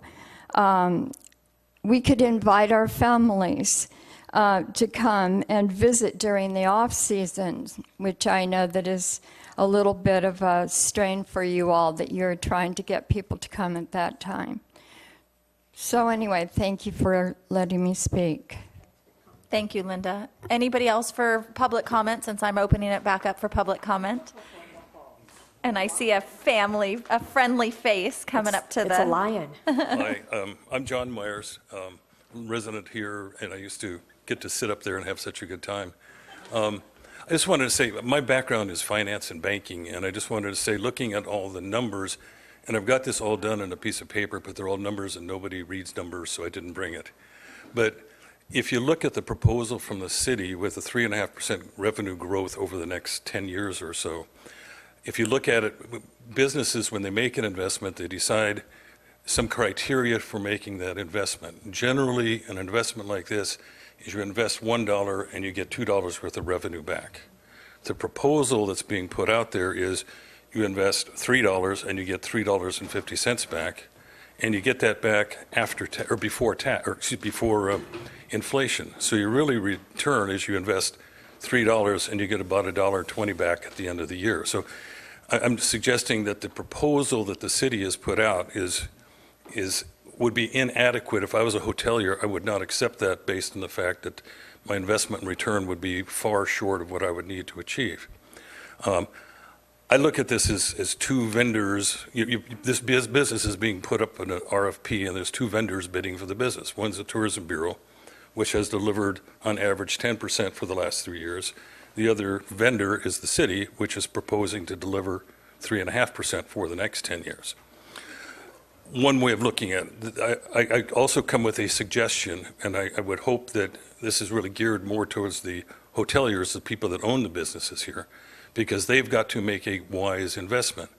And my thinking is, if I was the hotelier, when I was making my vendor selection, whichever one it is, and I'm not supporting one or the other, I would suggest that you would create something like a service level or a performance level agreement. We used to do this in business all the time, where we would guarantee certain levels of service to our customers.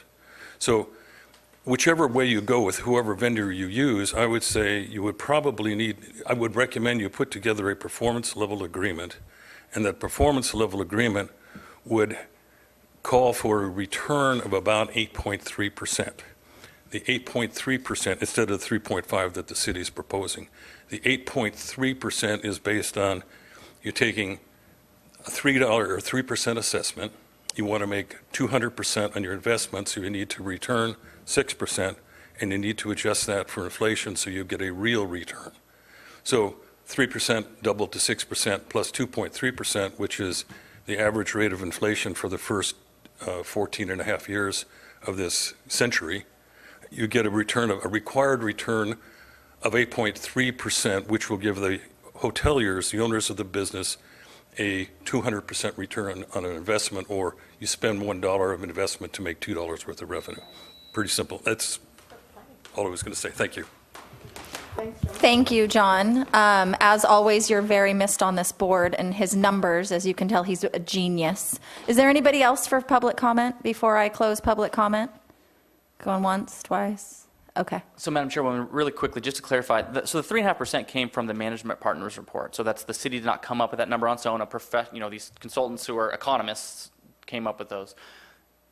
Revenue projections in general are part guesstimate based on mathematical calculations. So I can only say that. It's not like the city is saying we're only expecting this, or we're only hoping for this, excuse me. I think that's what management partners came up with in a 10-year forecast. It's in the city budget, So then, the approved city budget. Madam Chairwoman, so then the other aspect is that I don't agree. So I want to be really clear, and I think the council will say this too, so I'm going to say this. This is the city making a decision about its vendor. We're not competing with ourselves, and that should be made clear. We are fully supportive of the stakeholders, but this is a city endeavor, unless it changes to some other model. But it probably would still remain a city endeavor regardless, because tourism is very important to us. So I wish, I know management partners, they're a great company. They do a lot of really terrific things. I think with this 3.5% number, it put the hoteliers back on their heels, because I don't know for sure, but I could probably walk into almost any hotel, and this is where we need to work together with the consortium and the city and maybe the city vendor on that, management partners, for them to get a greater understanding of how we run our business as a consortium and what we're projecting, because I doubt that the brand new owner of the Ascot Suites is projecting that level of revenue for the investment he just made to purchase that building. And so it's not to say that it was a wrong number or a bad number or whatever, but I think we need to communicate. That's where we come back to communication, to work together to get solid information going that doesn't put people reeling back on their heels when it's presented, and get a giant conversation going, because the bid has been good for the city. The city, you've said that, Sam. I think Brent would say that. He's now in the room. Welcome, Brent. I think these folks would say that. And I think the hoteliers, even though sometimes they put up you might talk to one hotelier who says, oh, the bid hasn't done anything for me. I don't care. My revenue is up $40 and my revenue per available room is up $40 and I'm up 15% in occupancy. I don't care. But if it went away and the compression stopped on this community, that's when we would all hear it. That's when we would all hear everybody coming back together saying, we need to unlock this stuck wheel. And that's what spurred this to start. So I don't want to see it go away. And when people get back on their heels and get, upset, there are conversations about making it go away on both sides of the table, I think. And, that's not good. So let's get the conversation flowing again. That's all. And I think John done. Myers made a good point, too, about level of service. I mean, I think that's what we're all about here, is we want to continue the same level of service that we've been at. I think we saw with we've seen with future contracts, we're not doing an apples-to-apples comparison. So I think that's important with moving forward to the future, is that we get the same level of service today and in the future, if not better. We don't want to go backwards. We want to move forward. So I'll end with that. Do we have any other future agenda items before we ask for an adjournment? Okay, I'll look for a motion to adjourn the meeting. So moved. Second? Second. Okay, all in favor? Aye. Aye. Any opposed? Nobody wants to stay here? Okay. Okay. Okay. So AGP, can you roll the agenda, please? No.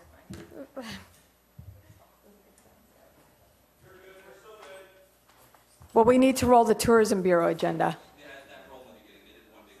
They did one big camera roll. Okay, so we just adjourned the Morro Bay T-Bid Advisory Board meeting, and sorry, I did not realize that they rolled the whole agenda. And now we are opening the Morro Bay Tourism Bureau Board meeting. This is our regularly scheduled meeting for Thursday, October 8th. We are... Okay, take a few minutes. Okay, all right. Small break? Small break, okay. Gosh darn it, we can't get down to business. We need a small break, AGP. Sorry, guys. Just talk to Aaron.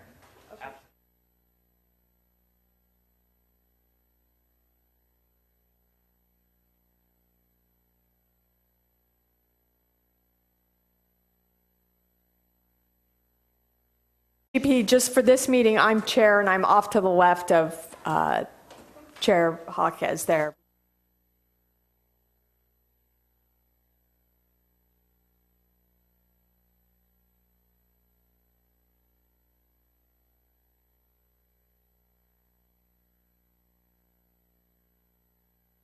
Morning and welcome to the Morro Bay Tourism Bureau Board meeting for Thursday, October 8th, 2015.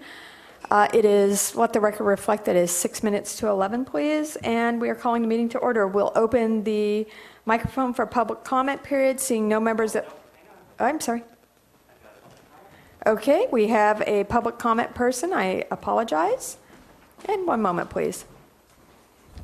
Well, good morning. Thank you for allowing me to be here. My name is Brent Haugen. I'm the Executive Director for the Morro Bay Tourism Bureau. You guys are probably a little surprised in why I'm making public comment this morning, but I am wearing pink today, representing and honoring October is Breast Cancer Awareness Month, and I have 3 sisters who are breast cancer survivors.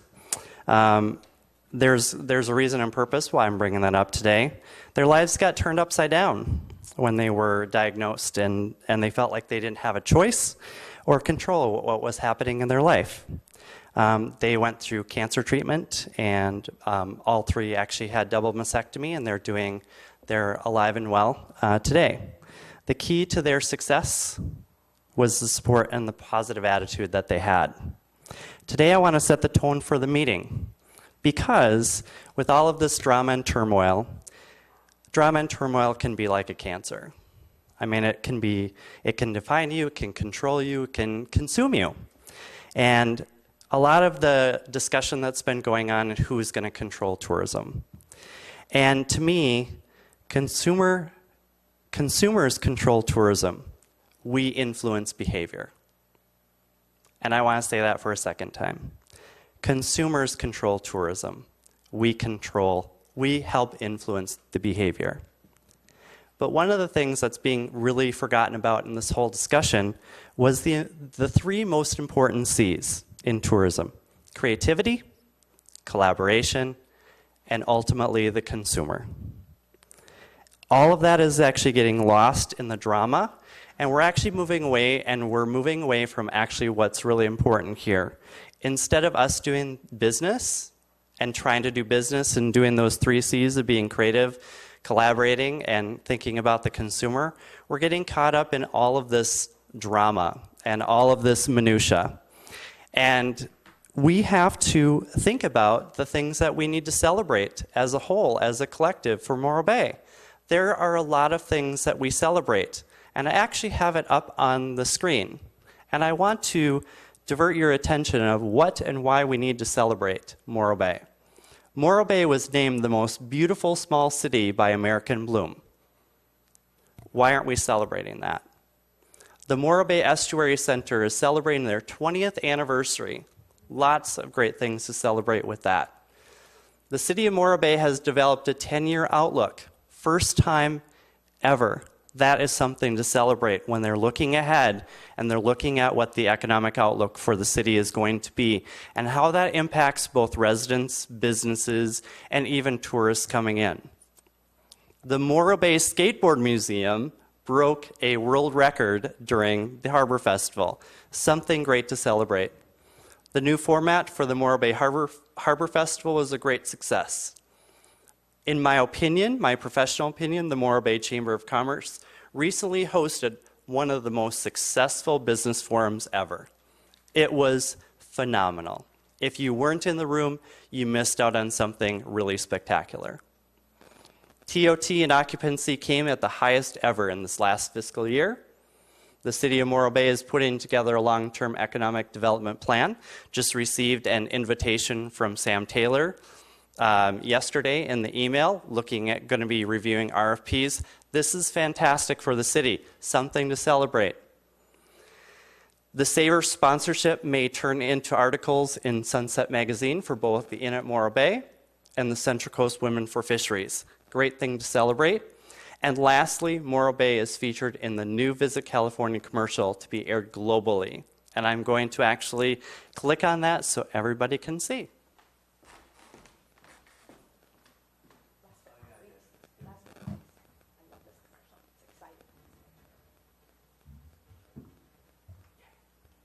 I was the 50th. You were on YouTube. I was super excited.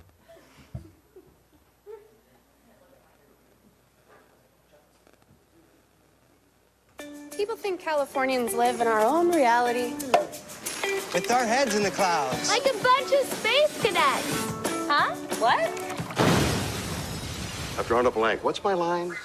Maybe we do live in a fantasy. In our own little bubble. Just hanging out. As if we're not completely down to earth, but just a bunch of dreamers. No way. We're just like everyone else. You know, average Joes. Start dreaming big at visitcalifornia.com. Now, isn't that fantastic that Morro Bay is in there twice? Whoops.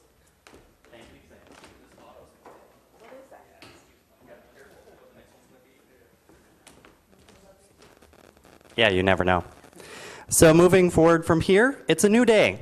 Let's appreciate and celebrate it. Tourism is a serious business, but we need to have fun while we're doing it. We lost that idea. With all of these discussions, we are forgetting about the fun. So, to set the tone for this meeting, let's have a productive and fun one. Thank you. Thank you, Brent. Any further public comment? Seeing no one running to the microphone, they all ran at the last meeting. Any comments on public comment? Other than Thank you. Yeah, thank you. We will move then to item number 3, approval of the August 13th, 2015 and September 10th, 2015 minutes for the Morro Bay Tourism Bureau Board meetings. Did everybody have the opportunity to read them? Is there a motion to accept them for file? I've had no changes. I make that motion. Is there Second. Great. Any further discussion?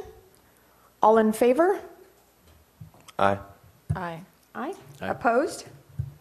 None? Okay. And this is just a standing item on the agenda. Is there a treasurer's report today? Or a financial overview? I need to do the treasurer report to redo the one from last meeting because we didn't have a quorum. So when we approved that and presented it, Okay. I had to redo that. Okay.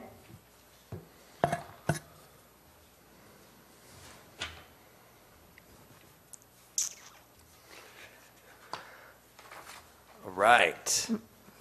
Here's my treasurer's report. Okay, so just to give you a summary, let's do revenues. The Morro Bay Tourism Bureau is receiving revenues from the summer season into the account. There are also some ancillary revenues coming into the Bureau. Here's a quick breakdown of revenues coming in this fiscal year. You've got $71,878 T-bid assessment funds received to date. Typically, these are received by mid-month. Second point, we have 75% of the visitor guide revenue has been collected. That comes out to $5,130. Third point, $2,250 refund was processed from Spectrum Business. This will be applied back to the expense code. Number 4, an estimated $2,730 in Adventure Pass revenue will be processed at the end of this month. So that's not this month because it's October now. Okay. Let's go down to Morro Bay Visitor Center. The center expenses are tracking normally as we wrap up the operations at 255 Morro Bay Boulevard. Currently, the expenses are averaging between 45 to 65%.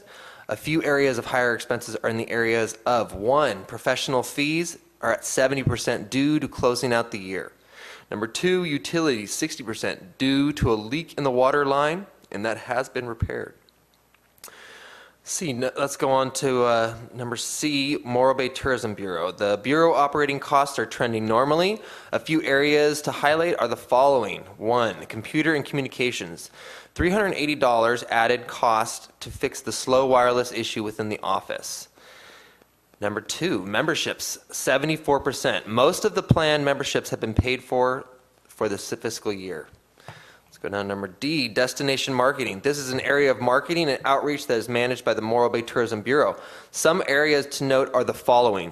1, fulfillment is at 41%. The Bureau entered into the annual agreement with Certified Folder to distribute at 5 strategic locations throughout California to distribute Morro Bay information. 2, print is at 38%. The Bureau planned an every door direct mail, that's called an EDDM, piece to be sent out in August promoting upcoming events and promotions to Bakersfield, Fresno, and Sacramento. It's approximately 15,000. Let's see, we're on number 3. Trade shows is at 38%. To save costs, the Bureau signed up early for IPW, partnering with Visit San Luis Obispo County and the American Buses Association. Number 4, community events is at 56%. The majority of the payout went to the Morro Bay Harbor Festival. This is approximately $15,500. There is approximately $15,500 left in the fund. Number 5, advertising sponsorship / partnerships is at 39%. Fulfilled or paid. That's the Savor sponsorship at $10,000. That's the Hearst Castle Hotel Motel listings at $5,750. And that's the Cuesta College sponsorship at $5,000. Finally, agencies. Verdin Marketing is trending normally up to this point, but we'll see a major increase in the next reporting period. Mental marketing, public, that's PR, is trending higher at 20% due to more media visiting over the summer season, plus updates to the media kit. And that concludes my treasurer report. Thank you. We need a motion to accept that for file. So moved. Is there a second? Second. Any further discussion? All in favor? Aye. Aye. Thanks, Taylor. Opposed? None. Sorry. Now, thanks, Taylor. Okay, great. Good.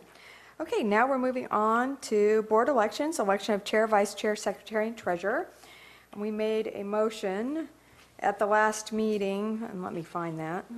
Let's see, that was not the August, that was the September. Can somebody repeat that motion, and then we can just do the old so moved? The motion was the election slate would follow as Member Jaquez as chair, Member Solu as vice chair, Member Smith as secretary, and Member Newton as treasurer.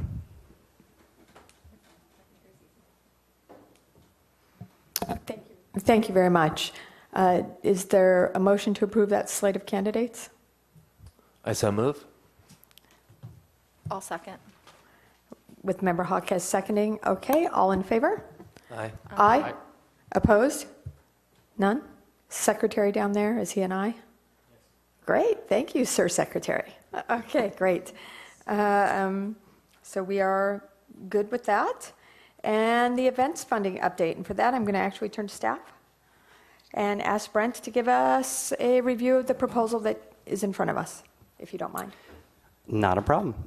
So you guys have received a 2015-16 proposed event support program, kind of detailing out. It was actually directed to me to put together a little bit more detailed policy. I don't know if all of the board has had an opportunity to review that and take a look at that. But essentially what is being proposed here is a matching grant program that actually fits within the goals and objectives of the organization, as well as for, on behalf of Morro Bay, to really kind of detail out and define what the off-peak season is here in Morro Bay. And also what midweek is actually considered here in Morro Bay, and try to focus in on special considerations for events that happen to fall within those. If it is an off-peak season, but also if it is midweek type of of an event, but also defining too that an event can also be a competition. We don't want to just define an event as being a festival or celebration, but it also can be a sporting competition that will also help impact not just the lodging community, but as well as the sales tax businesses here. On the back portion of the document, it talks a little bit about special considerations that perhaps that the board, and when going through the grant process, we would do something very similar as far as like having everybody fill out a grant application. More specific criteria can be established at the point in time, once this policy is actually adopted and recommended to council. But again, looking at special consideration on planning a multi-day event in the off-peak season, especially in January through April, where we actually have the greatest opportunity, but also planning a midweek event where historically there is an opportunity to impact overnight rooms and sales tax in Morro Bay. Also taking into consideration some of the new events, because a lot of times with new events, they need assistance. They need more financial assistance to help them to be able to get off the ground and grow. So maybe perhaps looking at events that are less than 3 years old that show progressive growth in Morro Bay. And then also taking into consideration free versus fee-based events in Morro Bay. I do want to stress and highlight that Morro Bay is in all of these. There's a reason and a purpose, because prior to me actually coming to the Bureau, there was grant dollars actually distributed to events that were actually outside of Morro Bay. It's not to say that they didn't impact businesses in Morro Bay, but I really truly feel that if it is assessment dollars, if it is city dollars, or whatever type of dollars, that we really have to take a lot of special consideration in making sure that the event is actually held within the city limits of Morro Bay. That it is going to directly impact the business community and directly impact the city of Morro Bay. I have detailed out what is actually a feasible application process timeframe. This last year we did a 45-day, we noticed and sent out and gave individuals 45 days to be able to fill out a grant application and supply the information that was needed for the review committee. I also detailed out a proposed review committee consisting of the Morro Bay Tourism Bureau Executive Director, one TBID board member, one City of Morro Bay representative, or whoever they would like to appoint, and 2 at-large members. Perhaps somebody from the business community or an event professional. The last round, we actually had an event professional, and they were actually able to give a lot of really great insight specific to other details that maybe somebody like myself wouldn't understand about all of the details that go into events. And then the review committee would meet and review each application, and then bring those recommendations to the board, and then like we did the last time. Payment, I'm actually recommending that we do not do 100% payout. We found that through even giving detailed instructions to events, that probably about 35% of the events did not fulfill all of the grant criteria. And what do you do when the grant criteria has not been all fulfilled and the money has actually all been paid out to them? So I really feel like we need to have a little bit more of a control system to make sure that they are actually following all of the grant criteria. And so I'm proposing to have 80% of the funds be dispersed prior to the event, and then once we know that the grant criteria has actually all been fulfilled, to pay the additional 20%. 80% of the matching funds, it is necessary for a lot of events that are trying to secure entertainment or whatever that might be. They do need to have the seed money prior to. And I always feel like we don't really want to withhold that, so that we're actually stopping progress. So this is my proposal. I really do feel like the board needs to, when we're doing the process of actually putting the budgets together for the future, that the board makes a recommendation on what that amount looks like each year. So we do actually have funds in the budget, but I know that there has actually been some discussions amongst some of the board members to look at a performance-based model when we're looking at have we increased TOT, have we increased the revenue and occupancy, year after year, and do we take a percentage of that and dedicate that for events? So I think now it's going to come back to you guys for the remainder of the discussion. Terrific. Thank you for your report. And I'm going to open it up to the floor. I have some thoughts, but they're unwieldy right now. So, Michelle, I'll just go straight like that. Great document, Brent. I went through it all. It looks really good. I know I've sat through several of the event stuff. I have one question. Would the application process that we still have, like the actual form, would that still be in place? Okay. Yes, okay. So that was one of my, and then my other question was, what was the funding amount? But I guess that comes back to the board to decide how much for funding. I think it's exactly what we're trying to do, off-season, shoulders. I think we're here to support events. So I love the program. I'm all in favor for it. I think it's a great, that's all I have to say. I just had a couple of questions, Brent. When we were talking about funding budget, we gave, didn't we give some kind of surplus? We revenued more money than we had planned on, and we gave that to the events. Didn't we just do that at this last meeting or something? We have approximately about $10,000 in the budget right now to help support events. That was actually budgeted in the initial budget discussion. But the difference between where revenues came in at the end of the year, there was a $24,750 difference, and it's really going to be up to the board whether or not that $24,750 actually goes into event support. In the last meeting, you guys had decided that you wanted to see more of a detailed proposal on what that looks like. So it's really that $24,750 is still hovering right now. So it could actually go into supporting events, or you could decide that it can go. I mean, we can diversify that and have it go in different areas.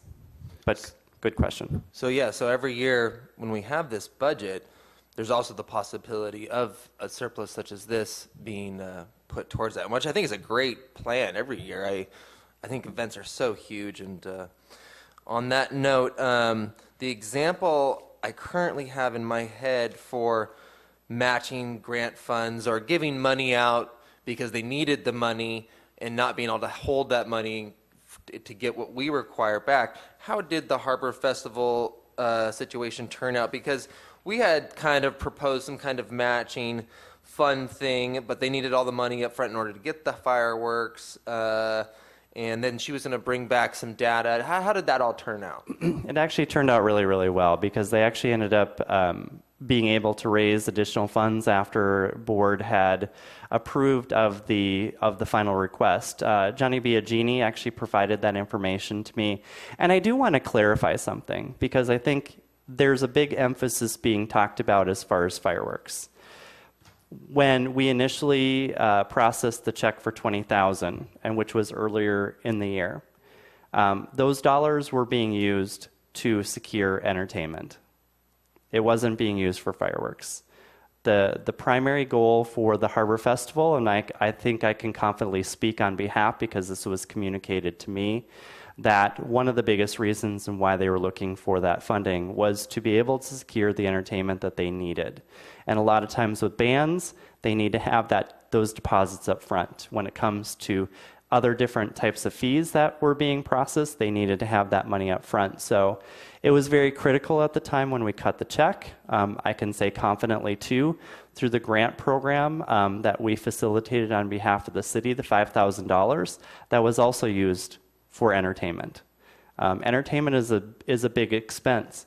Harbor Festival was not planning on doing fireworks unless that they got the core part of their event supported financially.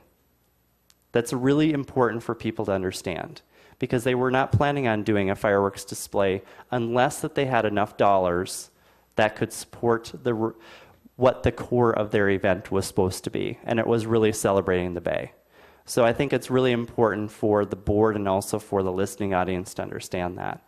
So when we look at that 20,000 from the Tourism Bureau, and we look at the 5,000 that was facilitated through the grant program that we facilitated on behalf of the city, that was used for entertainment. It wasn't used for fireworks. But when we had the discussion, I remember Michelle making the point very clear. Part of the reason we voted to sponsor that amount of money was the promise of fireworks, because that extended the hotels. I mean, the point of the fireworks for us up here in discussion was to get people to stay the night. Right. Correct. And then also having to do with what was brought up in public discussion, public comment from the last meeting today. In some ways, some people could blame us for the fireworks because the money we voted on made it so fireworks happen. So that's on us. And I just wanted to make everything clear about that. I'm very supportive of this program you put together, Brent, and I'm very pleased to see that you made a mention of sporting events rather than having competition, being able to help out competitive events as well. I'm sorry. I was going to make a motion. I just want to make a comment. There's a couple of things that I have some. That's okay. There's a couple of things. I love the idea of putting a portion of the difference or the difference towards events. I would be willing to have the board look at a policy that strongly supported a fixed portion of any revenue generated over budget to go back and support the events. Like a fixed portion of it, whether we come up with a number that, we look at revenue over budget historically and come up with a number that's palatable, say it's 8 or 10 or 12%, whatever that amounts to, $25,000. And then we have our normal budget, and that blends together to really give the events some strong support. If our proposal is that $34,750 this year that's the sole money that goes towards events funding, I don't think that's strong enough. I think that, I'm just being honest with you, I think we should put more money towards events. And why do I feel that way? So, okay, here we go. I think that it's really difficult to put events on here. I've been involved with events since like 10 days after I moved here. I went down to the Chamber of Commerce with cookies and said, do you guys need any help? And they're like, 4th of July is coming, and they needed somebody to decorate the stage. So I put my little 6'5" baby he wasn't 6'5" then, but I put my little baby in my backpack and went down there and I decorated their stage for them. And then they asked me to come and help them the following year. And I just continued to help with the stage decorations and whatnot for Chamber of Commerce. And my husband volunteered for the Harbor Festival. And there are some board members on the Harbor Festival that have been there for that whole 18 years, not my husband, but there are some. Back in that time, the fire marshal sat on the 4th of July board, and the city manager and the police chief sat on the Harbor Festival board. And then there was this time where we lost revenue from PG&E or Dynegy or Duke or whatever it was, $4 million deficit, and then the city needed to draw back, rightfully needed to draw back on what staff was doing and focus on city stuff, and they pulled back on that level of event support and started charging permit fees. And it's been increasingly hard for those events to raise funds through volunteers over that 18-year swing. So we had a pendulum way up here where the city was supporting events through city staff and through dollars, and now, Taylor, the pendulum is way out here where the same businesses have been trying to support with $120 donations or $275 or $1,000 donation over the past 20 years. And now we've come to this point where we have a mechanism where we can help them. And I think we should. I think we should be strong supporters of the events because it does, drive revenue. And my personal thing would be, we need to add a portion of this program in where they can choose direct grant fund dollars, or they can choose to have the choice between 3 maybe approved contracted events coordinators that step in and coordinate their event for them so that it's not so hard on the volunteers. Look what just happened to the 4th of July board. If they had had access to a professional events coordinator through us or through the chamber, that may not have happened because the pressure was so great on them year after year that it just couldn't come together again. And the Harbor Festival it took 4 years to get to the changing point that they went through this year, which all of us are raving about. The community is raving about. Sam is shaking his head about. Brent sent us an email about. People are posting everywhere about how great it was. And their board is saying, we don't think we can sustain this. I mean, it's funny that Brent said all that stuff because that's not what the Harbor Festival treasurer and I have talked about at home. We've talked about whether they can sustain the level of volunteering in order to make the festival happen again next year. And a lot of them don't think that they can. Some of the board members are actually resigning because they put so much time into the festival that they ignored their own personal lives and their business. And that's what happens when you volunteer. Everyone's shaking their head, yes. So I would love to add a component in here where they have access to an events coordinator. I feel very strongly about that. I don't know if the board is willing to go there, but if we can provide a contracted events coordinator in here to them that, pay for that through dollars directly, they don't have to worry about, 501c pass-throughs and all this other nonsense. I think we should do it. And I would like to see that number be doubled. I would like to see that $34,000 be doubled, and I would have to turn, staff is going to kill me, but I would have to turn to staff and say, how can you help us with that? Can you tell us if the board has the will to increase that number? I don't know if they do. How could we all work together to make that work? How could the team come together and make that coagulate? But those are my personal thoughts, and I'll take any comment on those. I have a comment on that. I personally have also been involved with a lot of events, and in Morro Bay, I know that one of my favorite events, the Central Coast Oyster Festival, part of the reason we lost that event in Morro Bay was because of the number of permits and entities that had to be paid for them to have that festival in the state park at the golf course, because it wasn't just the city, it was also there was so many different entities that had to be dealt with that it made it unable for that event to be here, and so they changed to Avila because it saved them $40,000, $45,000, something like that. Don't quote me on that. Anyways, I would think that the future of events in this city, to get more events and to get more successful events and the type of events that Brent is describing here, this is the way. And I also think that having an event coordinator, and we've talked about that, maybe something that could be applied for, similar to the grants. You're applying to get the assistance, so it's not like everybody just gets free access. I think that's smart. I also wanted to point out that the change over history that Joan was talking about with staff assistance to, permits being paid or whatever. With this model that we currently have, where the Tourism Bureau is making money available to the event to pay the city for a permit, that's a good way to take that tourism dollars and funnel it back into our city in a way. I think I like that motion of the money versus I would hate to see the city, make the permitting process easier by giving the entity a discount, which actually, takes money from the city because our city does need money. I saw that in the future finances of the city. So I think that was a good point to be made, that the current model that we have where the tourism dollars are being funneled back to the city through us helping these events, that's a good thing for the city. I really like what you presented here, Brent.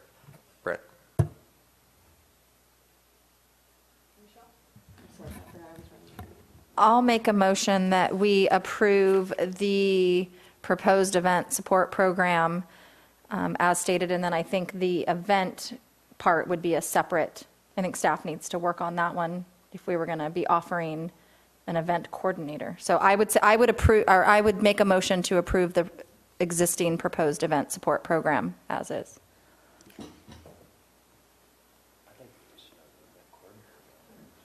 I think the staff, okay. Is there a second? No? Okay. We couldn't get a second, so the motion doesn't move for lack of a second. Is that right? Okay. So then we're back at it. Does somebody have another motion they can put on the table? I'd like to make a motion to, I want us to do what Brent has proposed here, but I'd like to add another category for the possibility of having an event coordinator be also part of this grant process. Are we in discussion? I have a question. So he's making a motion. Is there a second? I second. So we're in discussion. And so go ahead, Michelle. So my question is are we expecting our current staff to then all of a sudden become event coordinators? No. And can the Bureau, okay. No. The thought was for them to go out and seek three events coordinators, or 4, whatever the magic number is. We'll let staff figure out what the magic number is, that have the skill set to help the volunteers who work on the major events here in Morro Bay or new events in Morro Bay to get through those events without an arduous burden on those volunteers, because we're losing volunteers and we're losing events because of it. So that was my thought process, like that staff would, I'm sure there's companies out there, I'm going to look at Brent, aren't there companies or contractors out there that are event coordinators? And Yes. I mean, I can think of 2 right now off the top of my head, at least. So we would have staff put together a list that would be attached to the grant fund process, and it would be, X amount of dollars and a coordinator, dollars, no coordinator, just the coordinator. So. And what would the expense, are we thinking? How much would that cost for a coordinator? That would be part of our grant. That would be part of our grant. So for, it doesn't mean that, they could be doing just the coordination of the day. Some events could be looking at asking Brent for coordination for vendors. It depends on that's why with event coordinators, there's all kinds of different components that they handle. So he would have to have a kitty of people to be able to refer them to. And, it would be X amount of dollars towards that, or depending on what the events committee decided, paying for it. Just like we have, do we pay for fireworks for $10,000? Do we pay for an events coordinator for $10,000? Do we pay for the food and wine tent for what are we underwriting? So it's very similar, but it just adds a component that's helpful for people. Thoughts, Brent? I don't disagree with Member Solu, but I think this is a little bit bigger conversation too, because there's also discussion on the city side on having event coordination, and we don't really want to duplicate services, and we want to make sure that we are communicating and making sure that we have a synergistic relationship between the Bureau and the city. This is topic that has been coming up time and time again. So I don't disagree, and I think that there is a lot of burnout actually happening on the event organization side, especially with volunteers. But I really, truly do think that this is a little bit bigger discussion too, that perhaps that we might have to, I would make a recommendation to the board to perhaps table this and have more discussion. And that's where I'm at. I have a hard time because of the September 22nd, not knowing where we're going to be tomorrow. I have a really hard time voting for adding in or subcontracting out an events coordinator when I feel like we're not completely aligned with the city. And so for me personally, I don't have a problem supporting a current program because that's what we already do. But I feel like adding more things in at this time, I'm a little hesitant on. I love the idea and the concept. I just feel like I need a little bit more meats and potatoes behind it in order to move that forward, me personally. And I just feel like there's so many unknowns that I'm having a hard time, you know, I don't want it to stop our progress, and we need to do what we need to do, but I just feel like that's adding on more things to us onto our plate, that we have a full plate right now trying to just get through weaving through what the city is wanting, if that made sense. I disagree. I feel like I've already said what I had to say about the city, and I'm ready to keep on cooking. And I think this is so necessary that if whatever the city decides or whatever council decides or whatever we decide, this needs to happen regardless. So I have a job to do, and this needs to happen. And I think that we should get this ball rolling. And I think that, I mean, this proposal here isn't, we don't have the nuts and bolts on all of these things. This is just an overview of possibilities. And I think that that other piece needs to be added to it. And that's the future, and it needs to happen. I think it's important to remember, too, just what Taylor said. Whatever pieces and components and policies we have are strong pieces, components, and policies. And however we come to the table to negotiate with the city, they're not likely to ignore all of those strong pieces, components, and policies, and unless there's, you know, complete blinders on, and I really don't think there are.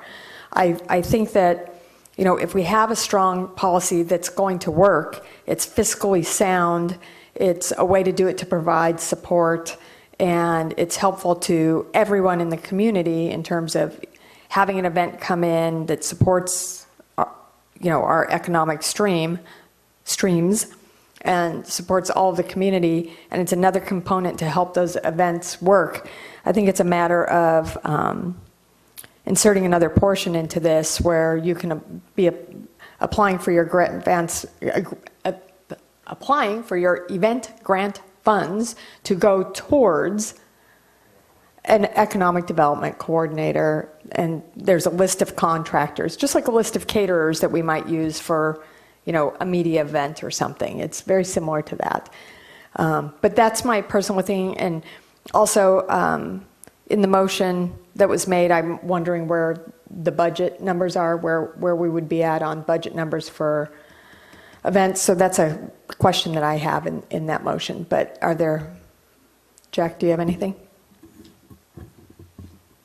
We could take the budget separate. Yeah, I think that's what I was wondering, what the budget would be, where we're at with it right now. Last year, wasn't it 40,000? So last year, the money was provided by the city from general fund revenue, and it was a $40,000 budget. And that's why when I look at this at 34.7, I know we're kind of close, but I feel like, you know, that $40,000 helped us to get to a place where we were over revenue, and because those events worked hard for us, and I feel like we need to support that and even put more dollars, invest more dollars into supporting. But that's my personal thing. You don't have to agree with that. I have a number in my head. I mean, if it helps at all, I think that an event coordinator for what we're describing, we should expect to spend $20,000 to $30,000 a year. For, I mean, I know that you would get if you're talking multiple events and for the whole year, to get a good event coordinator to give us that time and guarantee that time, I think you're looking at an increase of $20K. I have a question. Go ahead. I'm a little confused. So are we talking about adding an event coordinator onto staff at 25 or 30,000? No, that's the number that increase. No, we're looking to add it into a component, a menu component, into the event grants policy, a menu component. And so, you know, if you hire, he's saying if you hired one all year round, you'd be $20,000 or $30,000 for a full time. So with 34,750, I think what Taylor's trying to suggest is that we take that up $20,000 or $30,000. Is that what you're trying to suggest? Okay. Correct. Okay, so let's take the budget item separate, and let's just look at the policy item so that we can move through this in pieces. I like everything that Brent has down on here. I think we all have agreed, so we have consensus that we all like everything here. So that's great. Good. Bingo. We're moving forward with step 1.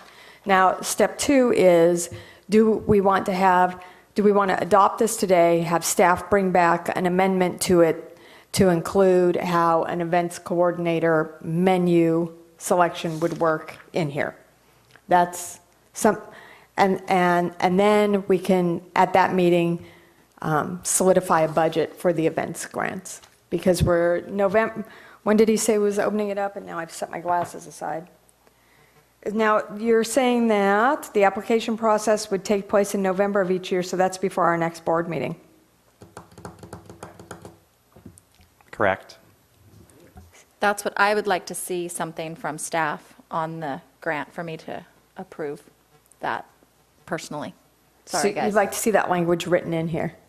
I'd like to see what that amendment is. I would approve this, but if there's going to be added language in there about this event coordinator, I would want to see what that language looks like in order to approve it. Brent, could we open it up November 15th and do a 45-day window to the end of the year? Yes. We could do it then at our next board meeting. Okay? And I'd so be there's another comfortable with that. solution. Okay, good. So we're moving the ball. That's okay. I just like us to be in consensus. I still think that there needs to be a little bit of a discussion with the city, because again, we don't want to duplicate efforts. Correct. And I think that we'll be having those discussions as we move forward. I don't know that they're hiring an events coordinator right now. Let me ask, because I don't want to. Is the city hiring an overarching events coordinator for the city right now? Just as what you're saying, we need to work through the overall process before we get to that. So no. Okay. We're not actively advertising for that because we need to figure out what's going to happen next. But I think the hope is, what we've heard from the community and even here, is that those types of positions would be very beneficial to really support our volunteers. My personal experience, obviously, Kyle Womack was amazing working with Avocado she's Margarita. great. So hopefully, that type of stuff really helped facilitate on the city side too. Okay, great.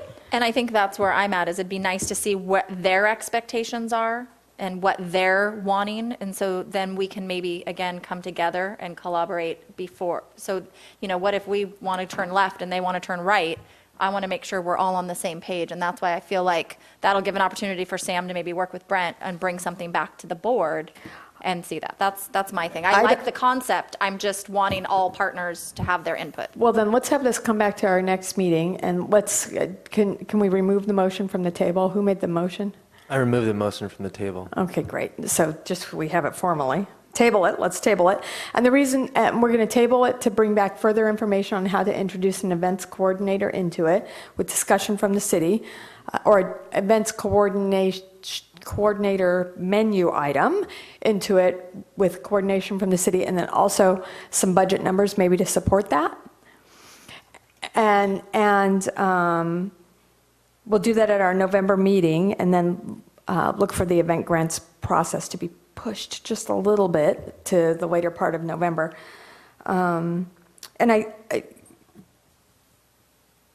think that this is super helpful to events, guys.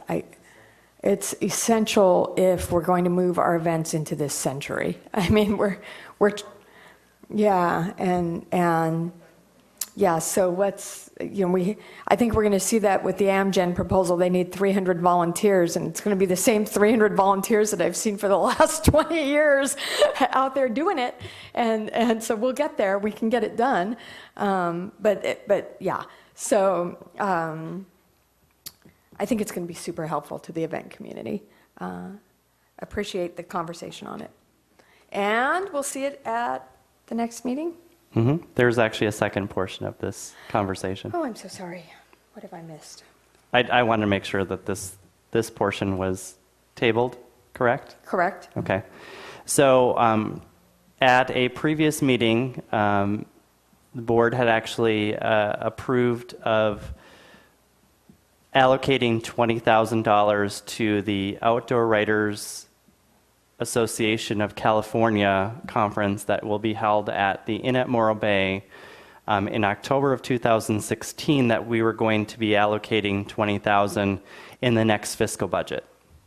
My concern is that we're not really sure what that's going to look like for next year. So We have not signed any contracts as of yet, and it's very difficult to know what we can actually allocate towards funding of that event in October of 16, since we're really in the 15-16 fiscal, and this will be the 16-17 fiscal. So I really need some direction as far as like from the board, and I want to give you a little bit more detail on why we were allocating 20,000. It's the goal of the Bureau to be able to go out and try to find additional sponsorships and partnerships for the outdoor writers, because the majority of the activities and the rooms that are actually consumed by the actual board itself are comped rooms. The Inn at Morro Bay they are giving us a discounted rate, but they are not going to be comping any specific rooms for that. And then the activities that actually happen for the media that come in for the Outdoor Writers Conference are also comped as well. So I was actually planning on putting together a package that would be very similar to like what Savor the Central Coast has done when it comes to doing adventure tours and reaching out to our constituents here in San Luis Obispo County to be able to help financially support those, to offset those costs. But essentially, we do still need to have funds to be available for the Outdoor Writers Conference. So I need direction from you whether or not that you want to allocate those funds in this fiscal year, or if you want to wait until after, depending on what actually happens with the tourism model, and to wait until the budgeting season happens in this next year. My concern is I don't feel comfortable moving forward with not having funds being allocated to something that's, because it's our job to actually secure future business for Morro Bay, and this is future business for Morro Bay. But it's way in the future. But it's not in this fiscal, it's in next fiscal, and we would be expending those dollars in next fiscal and not in this fiscal. Does that make sense? Makes total sense. So I'll bring it back to the board. I'll kick this conversation off with, I think we need to be very clear that we never have a certainty. Every year, because we're on the 89 Act, every year this assessment district comes up for vote. 50% partnership between city council gets a vote collectively together to say, yes, we're going to put the assessment district through, or no, we're not. And then 50% side, the hoteliers get a vote collectively. Well, 50% plus $1 collectively. Vote yes or no. They would vote no to block it or just not do anything and let it go through. So every year we have this kind of thing where we don't know if the fiscal is going to, that's why I think it would be wise if we're going to support this, to support it out of this year. I think that we should always support out of the funds that of the year we're in. The reason why I say that is because it's fiduciary, it's responsible.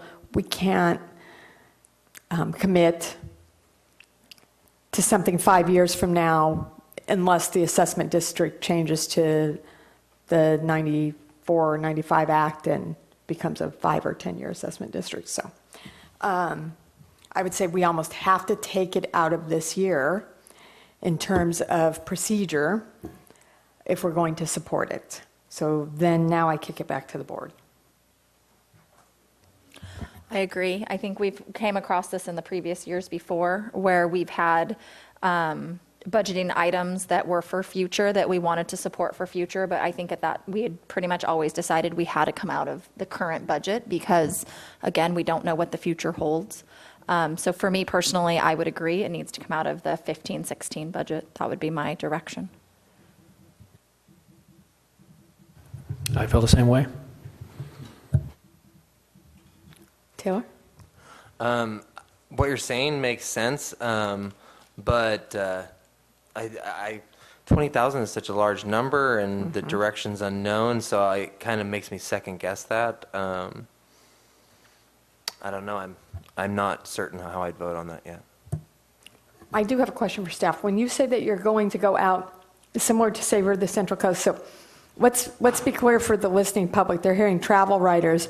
They might think, oh, it's a travel writers convention where folks are coming to learn how to write a story, but that's not what this is. So can you explain a little bit about the event first so that people have a clarification of what the event is? Yes, it's actually, it is established outdoor travel writers throughout the state of California. They actually put on 2 conferences every year, one in the spring, which is typically held in May, and then the other one is typically held in October or November. There is actually one coming up in Richmond, California, for their fall conference.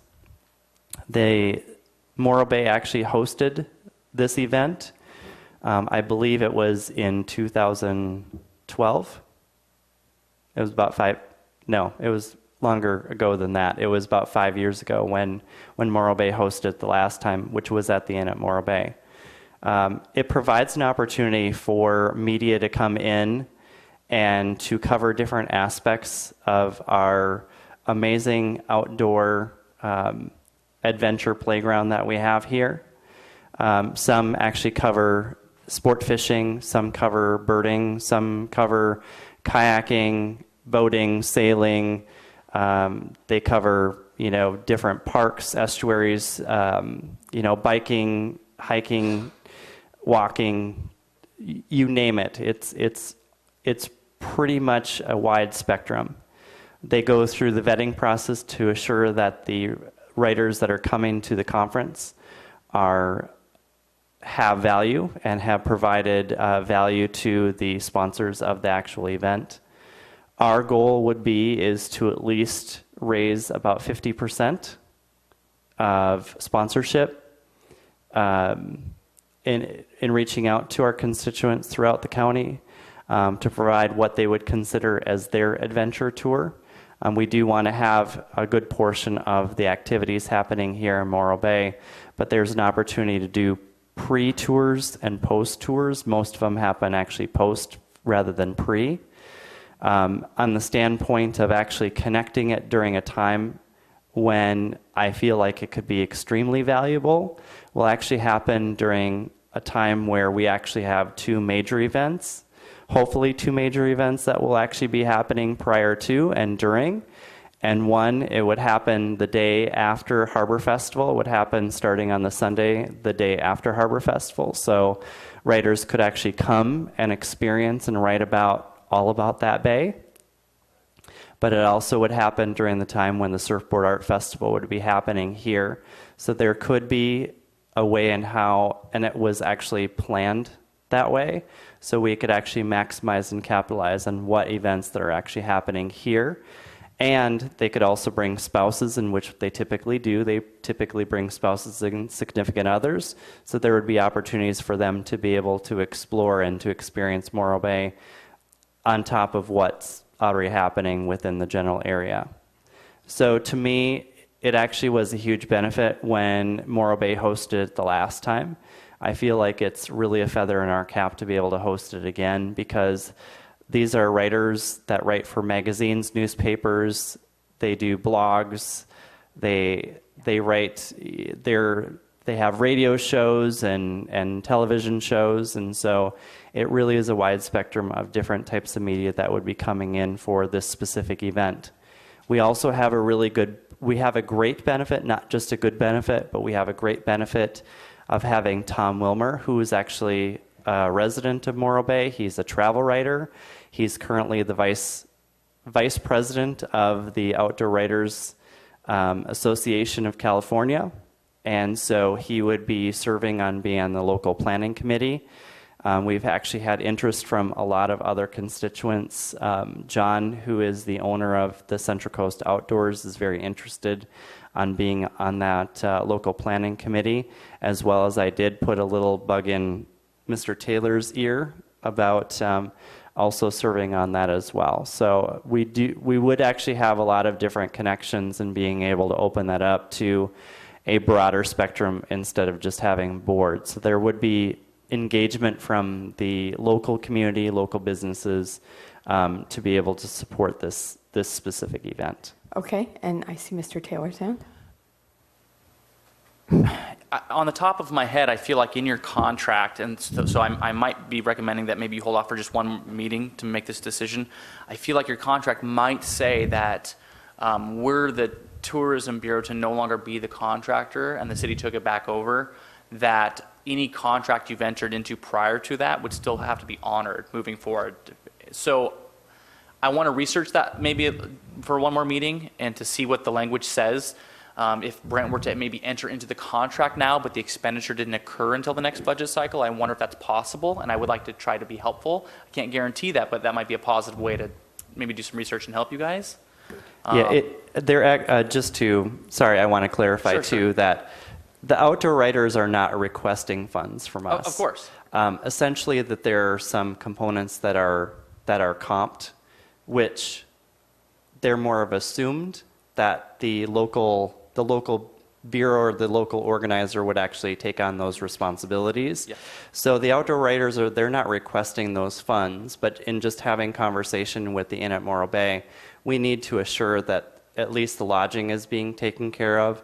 And we can definitely work with the partners specific to the activities on getting those comps, but we just want to make sure that those dollars are actually set aside for lodging as well as some of the food. So it might be good to look at the language to see like what would we need to honor if you were to.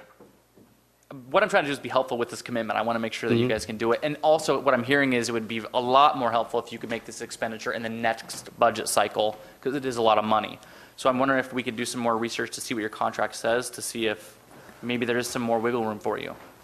Well, it's not specific on any dollar amount. We just have to provide comp rooms for the board, and we also have to provide comp activities for the actual attendees. There is actually no specific dollar amount on that. And that wouldn't be the issue in your contract. But my recommendation would be if the board decides that they are going to dedicate the $20,000, that the $20,000 can be set aside at this budget, but it really would not be expended until the next fiscal. So it would be something that would be carried over and not specifically expended this specific year, because no dollars would be expended this year, and we would actually try to do our best in trying to find sponsorships. But I always like having that just in case, kind of that whole plan B. So I really don't feel comfortable in moving forward with doing a contract and having the Inn at Morro Bay sign a contract unless that we know that some of these things are actually taken care of now instead of waiting until next fiscal year. So Does that make sense? What It you're doesn't. looking for, I'm sorry, go ahead, Sam. I think that's the language in your contract is important to this discussion. I'll just leave it at that. Okay. Folks? The one thing that I do like about the conference, especially being held in October, is by the time those guys get home, guys and women, get home and write their articles and submit them for publication, it will fall perfectly into the off-season and being published during the off-season. Taylor? Yeah, I don't think it's a matter of we support or don't support the Outdoor Writers Association conference. I think it's a matter of our partners who are, restaurant, retail, and recreation, and then the broader county through the plan that staff is presenting, need a commitment financially, and we can't commit for the 2016-2017 year. I needed to get the fiscal right, the 2016-2017 year, because of the nature of our assessment district. Madam Chairwoman, to be clear, so what I'm saying is you may be able to do that if we can take a look at your language. If we hold off for one meeting, we may be able to go look at your contract, and you may be able to make that commitment for the future fiscal year. That's what I'm trying to. That's where I was trying to get to, too. I'm just trying to. No, I'm with you. I understand that. What I'm saying is I really want to help make this happen. I mean, I think this is. I understand. Okay. I heard you. I hear you loud and clear. And so we have so many vague areas. I don't think it's a matter of saying, oh no, we don't support it and we don't support staff's plan. I think it's a matter of what maybe we could do is looking for a compromise. And so maybe what we could do is look to move forward if the language that Sam locates allows us to do that. If not, that allows Sam to look at the language and then Brent to immediately move forward with the plans and securing things, okay? Creates everyone working together. Allows Sam to look for the language, find out. It allows Brent to move forward right away without waiting for a whole month because we need to move quickly. That's part of the tourism business. We can't wait for a whole month. And special meetings are tough for this group because we all run businesses. So let me see if I can make a motion that might work, that we can adopt, which would be to, oh boy. Everyone's looking at me. I'm working. But I need clarification. I'm not understanding as far as like the language. Are you talking about the language that is within the agreement from the outdoor writers, or are you talking about the language as far as the that's a good contract? No, yeah, so let me back up. So what I heard from the board was concerned that the expenditure would have to be made in this fiscal year because there was no guarantee about what would happen in the next fiscal year. And I recalled having read the contract between the city and the Tourism Bureau board that were you to have some type of commitment already made, this is why I'm not sure, even if the expenditure had not been made yet and you went away, we still might need to carry that forward in the contract. So I'm trying to just give you kind of a legal solidification to this, I guess, without having to make you spend the 20 grand this year, I guess, because it's tight. So that actually helps make the motion. That actually helps frame the motion. So Yes. the motion could be framed, and let me just do a little scribbling with the motion could be framed where the board could move for the $20,000 to come out of the 16-17 fiscal year, if supported by the language with the contract between the City of Morro Bay and the Tourism Bureau. If it is not supported through that language, then the funding will come out of the 15-16 fiscal year. Is that a motion we can all be happy with? No. Because you guys already made a motion at a previous meeting to support this with 20,000. Right. So you would be actually modifying a previous motion from a previous meeting, and I don't have specifically when that meeting was actually held, but you guys already approved of those dollars to allocate out of the 16-17 budget. Okay. So then, Do you operate under Roberts? pardon me? Do you operate under Robert's Rules of Order? Yes. So that you can make a new motion. Okay. Correct. Excuse me. So I'm going to go back and try this again. I'm going to make a motion, and let's see if I can float it to the board if it makes sense to everybody. I make a motion that we rescind the previous motion to support the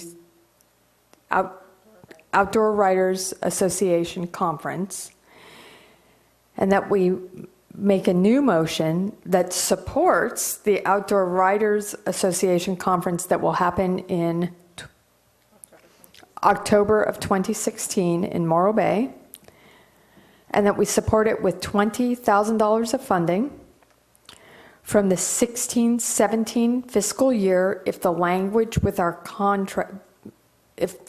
in our contract between the Tourism Bureau and the City of Morro Bay permits us to do that.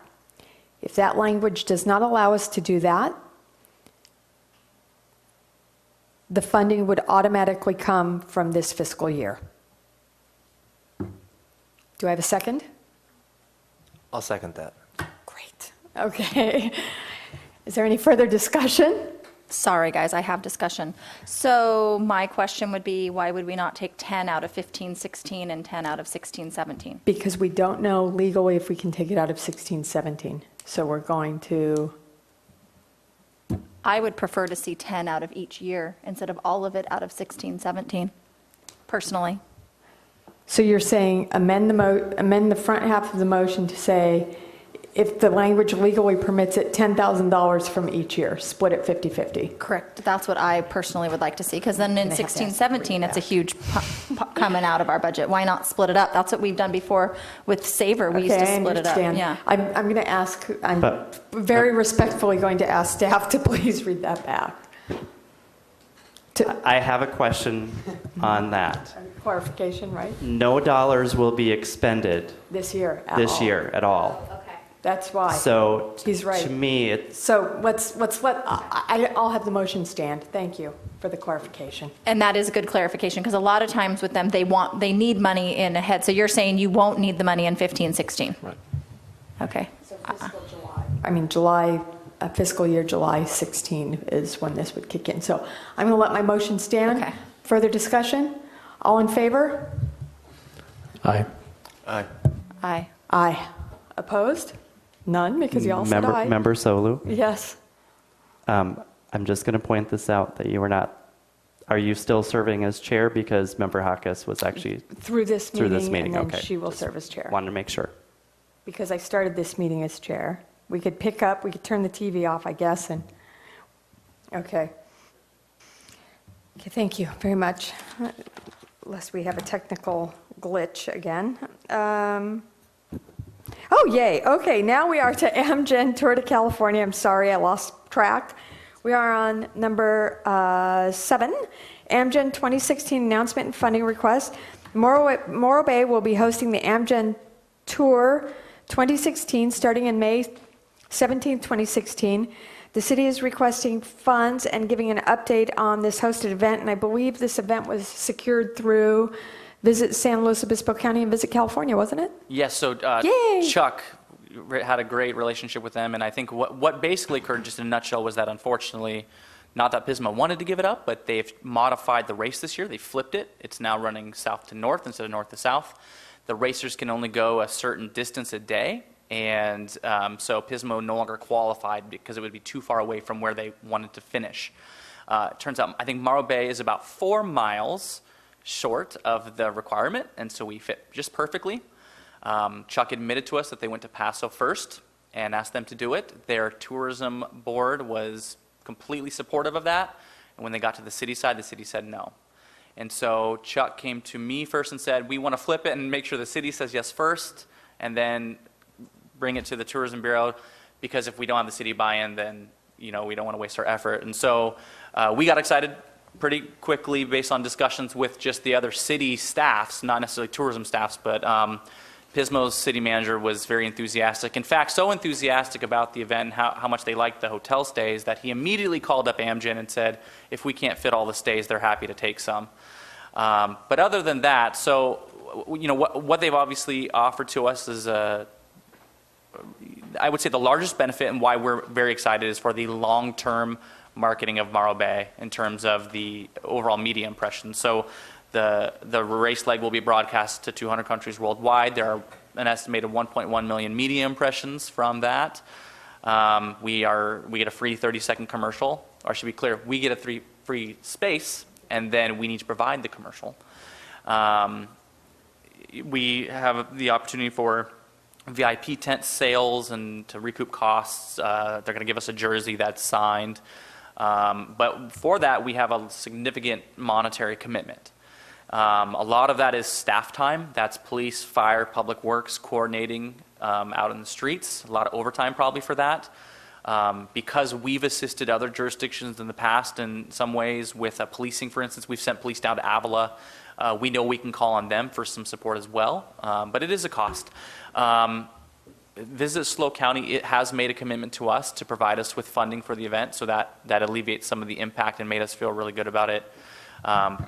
Similar to the Writers' Conference in terms of comps for the inn, I think what the city is hopeful for is that the Tourism Bureau will would support comps for 80 rooms the night before the event.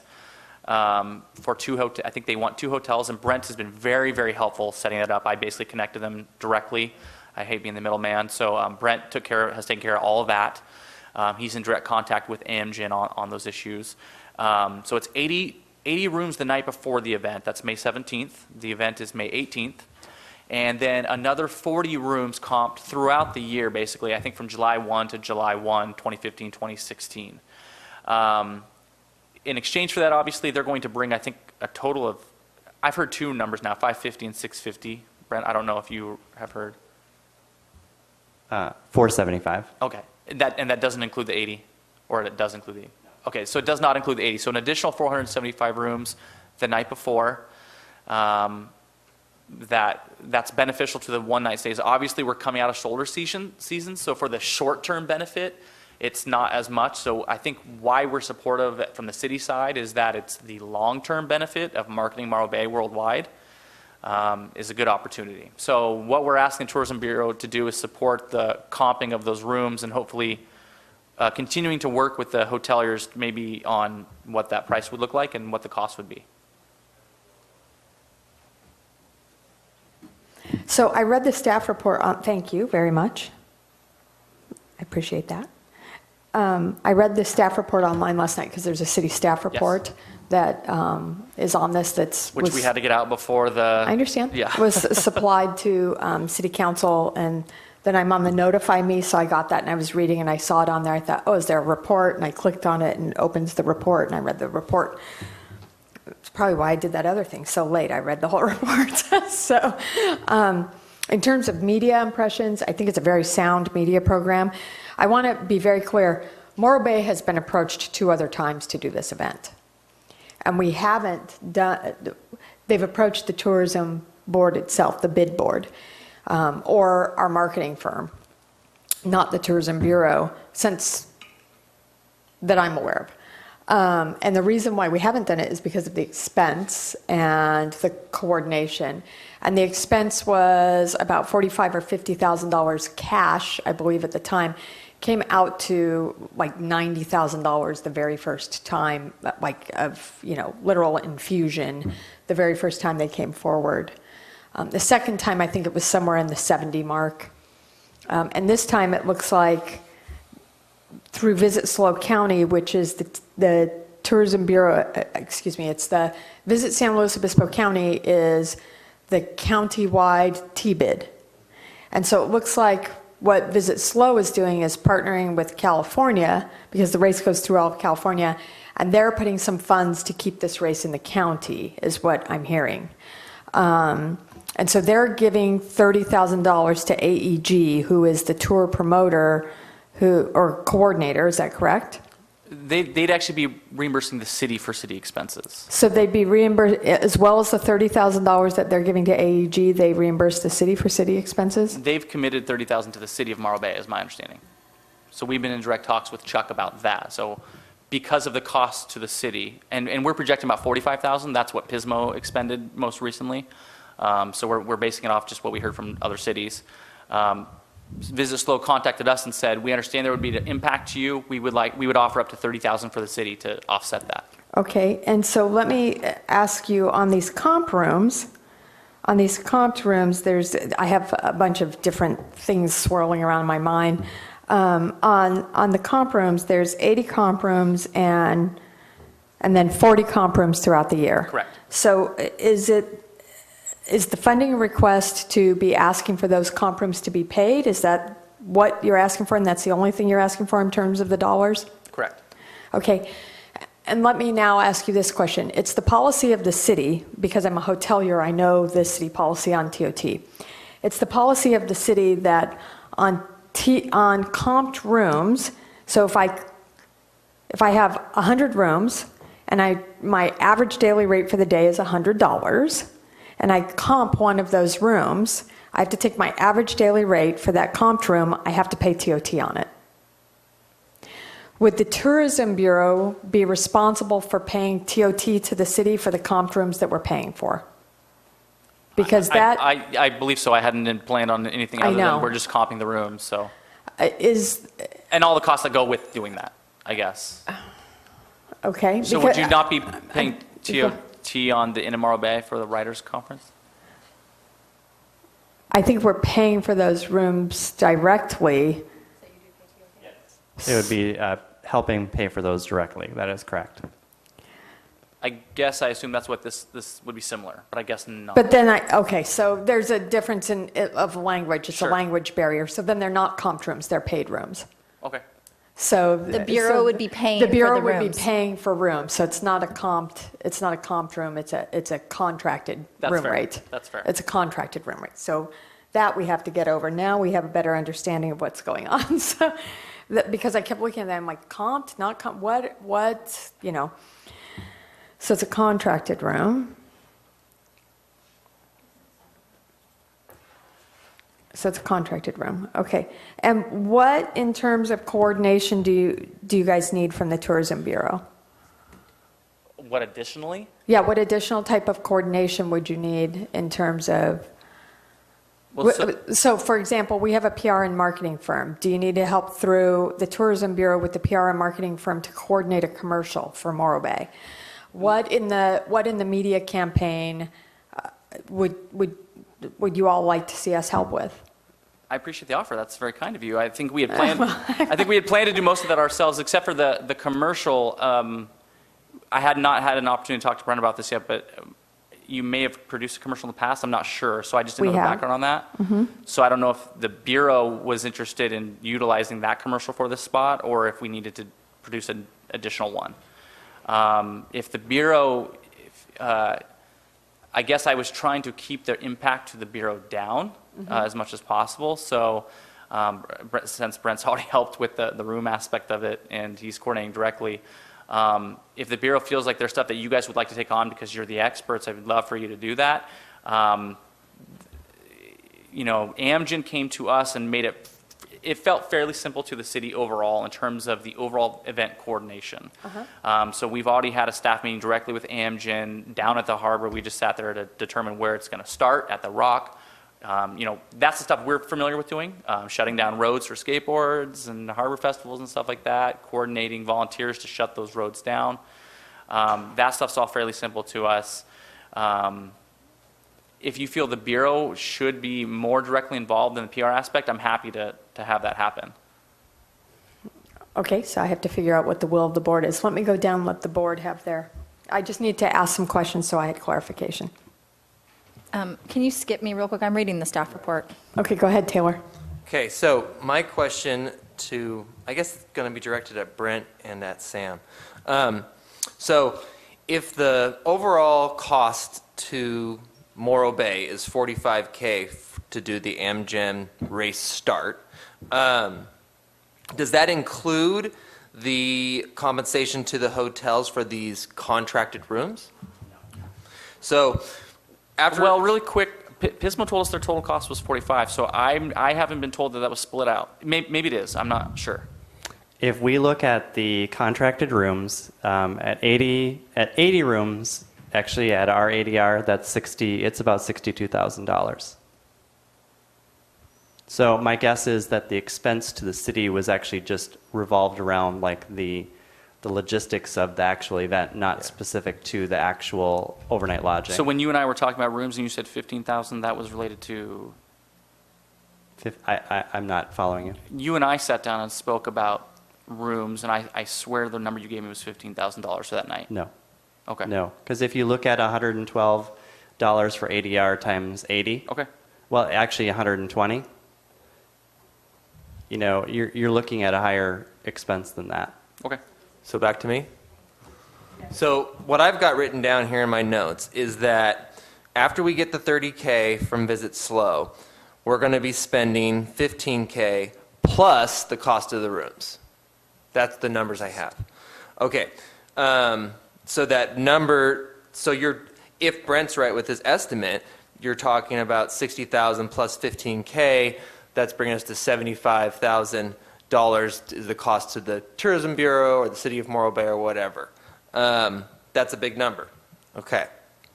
Next, I love the Amgen tour. I think it's really important that we keep it in San Luis Obispo County. I love having it in Morro Bay. I like the idea of all those hotel rooms being filled. Okay, so the having the race start out at the Rock, I know that there's huge complications with that being, the road closure and stuff like that, I've seen the nightmare that the Kite Festival, just the Kite Festival, has created for the police department out there.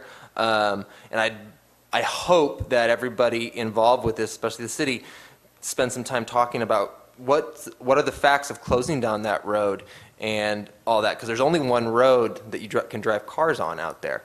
So, I know that there's complications with that. I also wanted to point out some other things with Amgen.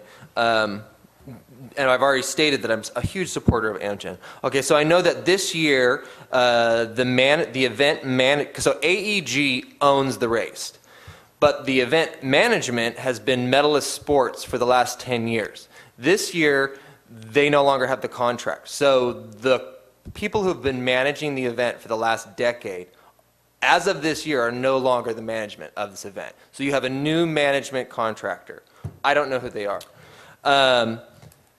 That being said, there could be changes. So when we're planning for this, when you have this huge number and you have a new management company, there are some concerns there because there's some unknowns. I also know that there's some vendors from last year's race that haven't gotten paid yet from their work here in this county. So as far as business-wise goes, I have some concerns with the person that we're going into business with. Especially when you're talking about such a possible huge number. So I have concerns. I have concerns about logistics. I have concerns about money. I have concerns about who's managing this event, and if there's vendors that haven't gotten paid last year, I don't want to see that happen again this year. And so I have concerns.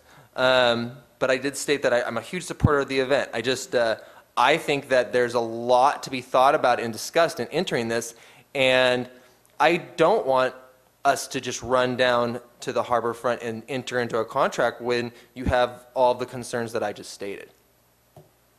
So quick clarification, so the technical director who manages the overall event is the same person who previously did it. Basically, portion of those employees were hired by the new company. The new company is the company that manages the Tour de France. So they're a large worldwide company that's fairly familiar with it. And we talked to him about that a little bit too, because he said it was very, very quick, but he's really enjoyed working with them. The thing he complained most about was having to work in Europe for several races. I can't speak to the payment for other vendors. I think, where the city of Morro Bay will pay vendors and as necessary.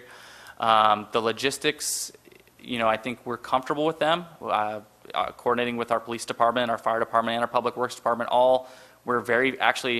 I was nervous that they would be very, very negative about this, and we came out of the meeting, and just the very initial meeting, extremely positive about the opportunity to have the event. I actually suggested that we have a really short route through the city to get them on the one, because then we no longer have expenditures. And knowing the impacts to the other departments, knowing that they would complain. And they stopped me and they said, no, this is a really important thing. Let's make sure we have a long route. So that speaks to the fact that staff is very confident in our ability to handle this. Brent, could you just run through the numbers again for me? So there's 120 comp rooms that they are seeking, and that's essentially what the city is looking at actually having us do. But when we had the conversation with Amgen, they are looking for an additional 475 rooms that have to meet specific criteria here in Morro Bay. They're not comp rooms. These would be rooms that attendees would actually pay for. When we spoke with Elaine, who is actually our contact with Amgen, they serve as being the housing contact. So they actually do all of the booking for the housing. That's not actually done through the Bureau. It's actually done directly through Amgen. So anybody who would be calling for rooms, it would be done through Amgen. Anything that they would be doing online bookings, they contact Amgen. We're talking spectators here. It would be teams. Teams and spectators. Teams and spectators. Just teams, okay. But Teams spectators are free to choose wherever they want to stay. Spectators can choose wherever they desire, but the team aspect, which Aaron has actually been working on, and I'm probably going to pass the mic to him, that he can give a little bit of an update on that. So he's been working very tirelessly on that aspect. But the 475 rooms, they are looking at doing contracts with Morro Bay hotels. The overflow, or those rooms that can't be accommodated here in Morro Bay, Pismo Beach would accommodate the remainder of those. Have you seen the criteria for these rooms? I mean, is it something that we can't do? I have seen some of the criteria, and some of our properties do not meet that criteria, unfortunately. But we are working hard on trying to accommodate as many rooms as possible that do meet that criteria, because they do want to have a 3-star property, and there are certain other criteria that they actually require for the teams to be. Okay. We also run into a little bit of a challenge on having some of the properties to be able to host a team, because Eric can go into a little bit more of the detail as far as like how many doubles and how many singles that they need within that block. So Aaron, I'm going to have you talk a little bit more on that side of it. 1 second, really quick. Brent, I need clarification from you. So I just need to understand the $62,000 number. That really caught me off guard. I thought I heard $62,000. It's about $62,000 in comp. If you look at the number of rooms. I didn't think we had to comp the 440. I thought we had to pay for. I'm talking about the 120. That we're comping the 120 rooms. The 475 are not comped. So The math. can we work And on maybe my math is like wrong, but if you take, so 80 rooms the night before, what rate should I multiply that by? if you do it at the ADR, which they are going to be charging more than that. Sure. If you do it at 112. 12 comes to 13,440. Okay. 112 comes to 13,440. 14%. Is that including taxes? 14% is an additional. Sorry, then my math was. 1881.60 comes to 20. I'm sorry, not 20. Comes to I missed my 15,321.60. So that was, but then we also have the additional 40 rooms that could happen. I put 120 in there. Okay. So it's 80 plus 40 is 120 times 112 ADR.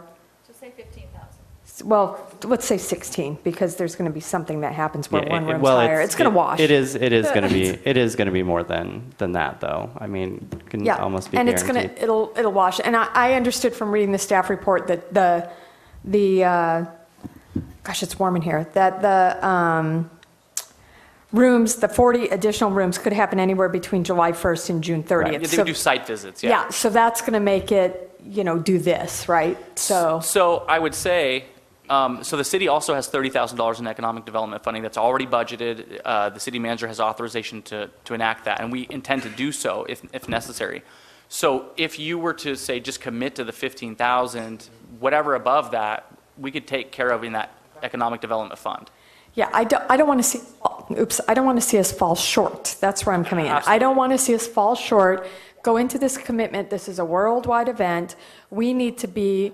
They're looking for 3-star. This city needs to be 5-star, on fire. Everything needs. All the things need to be fired together. We need to be grouped together, and we need to. It is Morro Bay on parade for this. And I'm sorry. Some folks may love that, and some folks may hate it. And the road closure, and please, I'm going to beg people leading up to it, don't honk and swear at the riders if they're blocking the road up to your house. Just, give them the go get them. And, it's going to be, it is Morro Bay on parade. This is another one of those moments where we're not buying into the event of the riders coming through town on a 4-mile cycle or whatever it is. For me, this is just like Savor. When we were first approached on Savor by the state of California and Visit San Luis Obispo County and Sunset Magazine, it was never about the trade show booth out at Savor. It's always been about the marketing component that goes around all of that for exposure for Morro Bay and compression. So to me, this is the same thing. I look at the $15,000, and I want to be clear, it's $15,000 plus staff time. Our staff, you are not missed. You are not a commodity to me. I want to thank you for all of the work you have done on this week. And it's, an event like this takes a significant amount of work, and I'm not just talking about Tourism Bureau staff. I'm talking about city staff too. Thank you to city staff for the work they're doing on this, and to our Tourism Bureau staff. I know you've already been working on blocks, and I read the whole proposal, and it's going to be tough. I'm going to be honest. It's going to be tough for Morro Bay to provide that many double rooms. And then to have them be double at a 3-star or above mechanism is, we're not going to be able to do it. It's overflow is going to happen. And Cayucas, even though Pismo says they want it, Cayucas very well may be the one who gets it, because that's what happened with Cambria last year. Cambria couldn't provide all that, and the riders and the teams ended up, Cambria put all this money and everything into it, and the teams ended up in San Simeon at the big hotels up there because they could take lots of teams together and they had lots of doubles. That doesn't have to be Morro Bay's fate. We can work together and compress as much as we can. I don't want to see any rooms to go to Pismo because I want to see our TOT par be up. So we need to figure out ways that we can make it work. But, short of building another hotel in a year, we're probably not going to be able to get all the compression here that we're being promised. I just want it to be honest for the board when you make this decision. But it looks like it's a $15,321.60 commitment. I'd just go $16,000 and lay it out there. I would say up to. If it comes in at 12, then 12, right? So I would do the old up to and have the number be true, not have the number be up to, I would say up to $16,000 and up to 120 rooms because they may not use all the rooms. But that would be how I would word the motion. But I want you guys to move in and have your thoughts. Aaron. Okay, well, anyways, Aaron, I'll give you sorry. Yeah, that's all right. I'll give you an update of where we actually are at with the rooms. I have down that they need 559 rooms. That was the spreadsheet they provided me, is how many they need, so. Total? And I don't know if that's including the host hotel. I don't think it is, as I think the host hotel is something separate. So I've been working really diligently just to figure out what inventory we have available for them. One of the more complicated components of it is that they want to house entire teams together, which is understandable. The teams want to be in the same hotel. Actually, most of the hotels can't accommodate an entire team. That consists of 9 double bedrooms and 2 single bedrooms. So that's 11 rooms for each team. But right now I've got, and the other part too is that some of the hotels have different contracts, I guess you could say. I've provided the contract that Amgen has to everybody so they can look at it. About 212 rooms we can block.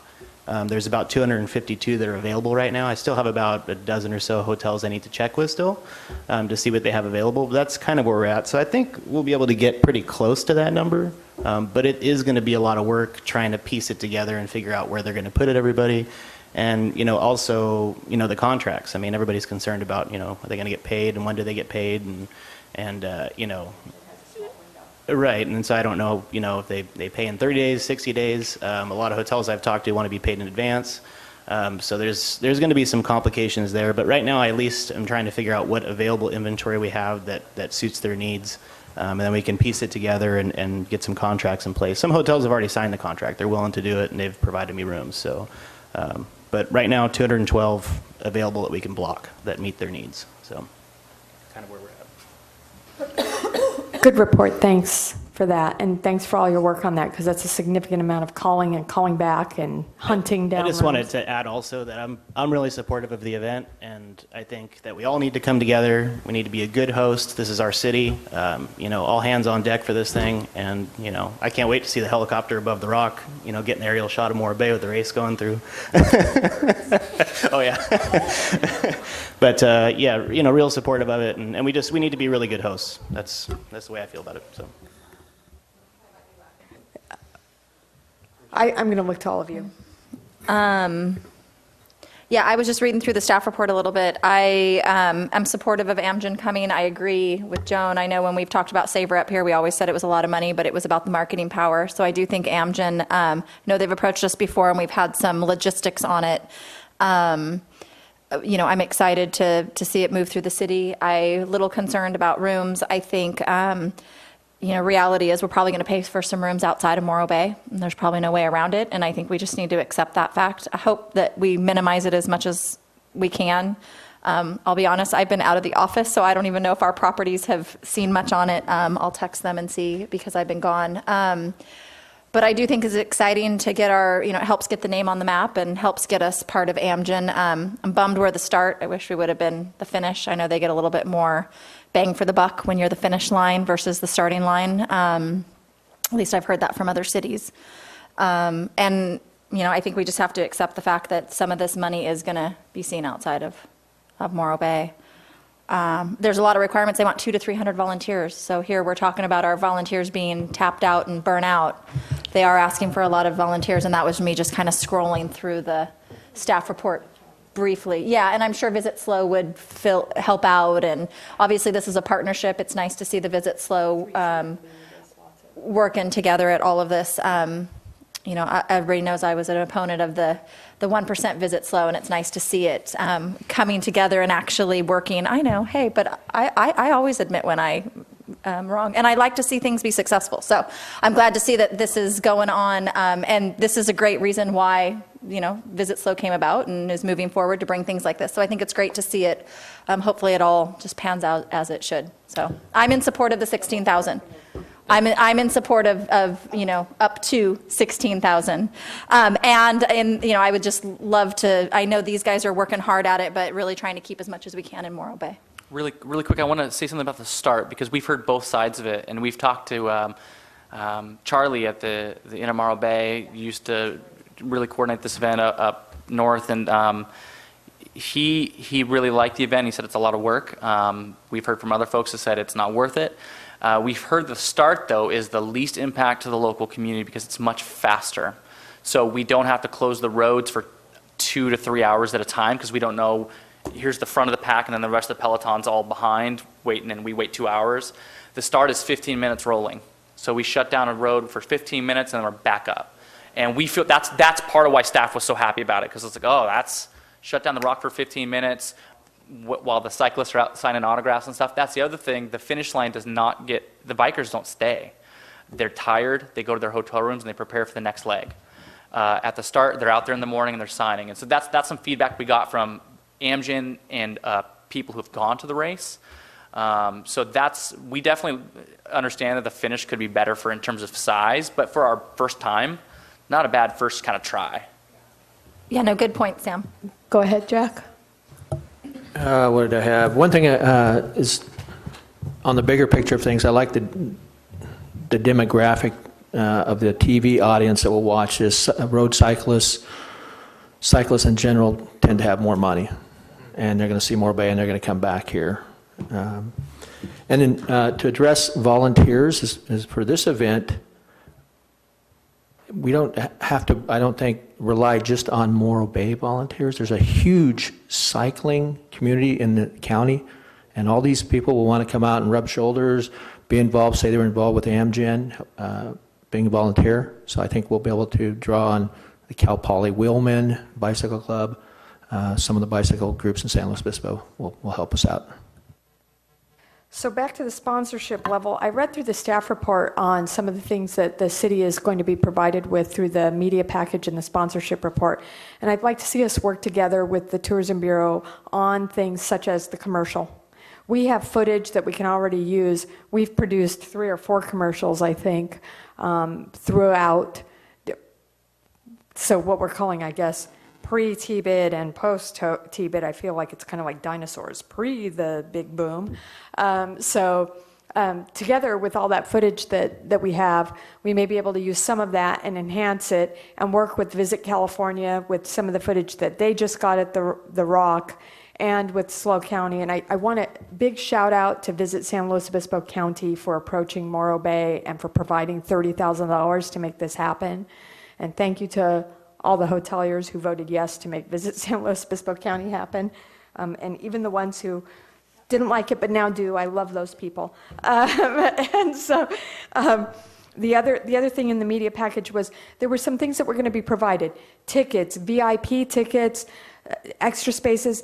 There's going to be a significant number of rooms that are singles in our community that need to be compressed. And I'd like to know if the city is willing to work with the Tourism Bureau and able to provide some of those things for Brent and the city to work together to create compression using those. We've used those kinds of things in the past, like saver tickets, to book your rooms now, and when you book your room and send in your reservation confirmation, you're entered to win a ticket to the VIP tent, or you're entered to win a jersey if you sign up for all of the tourism information in Morro Bay for future stays, or whatever it is. I mean, I'm not that clever. You guys get clever on it. And We'd love to do that. Okay, so it would be an you awesome work? partnership. Yeah. Yeah. And you're the right people to do that. So absolutely. If we can if we can sit down and have the staffs work together and look at the media package in there and see where we can work together on the media package to compress the destinations for the restaurants that day. So the folks who are here for the start don't leave. They spend the day in Morro Bay, they shop, they dine, they kayak. It's not going to really compare, but they could rent a Surrey and do all those kinds of things, because I think it's important that we capture all those people and we figure out all those people who are going to be down at the Rock, how we capture their information for future marketing. That's also what it's about, all that touch.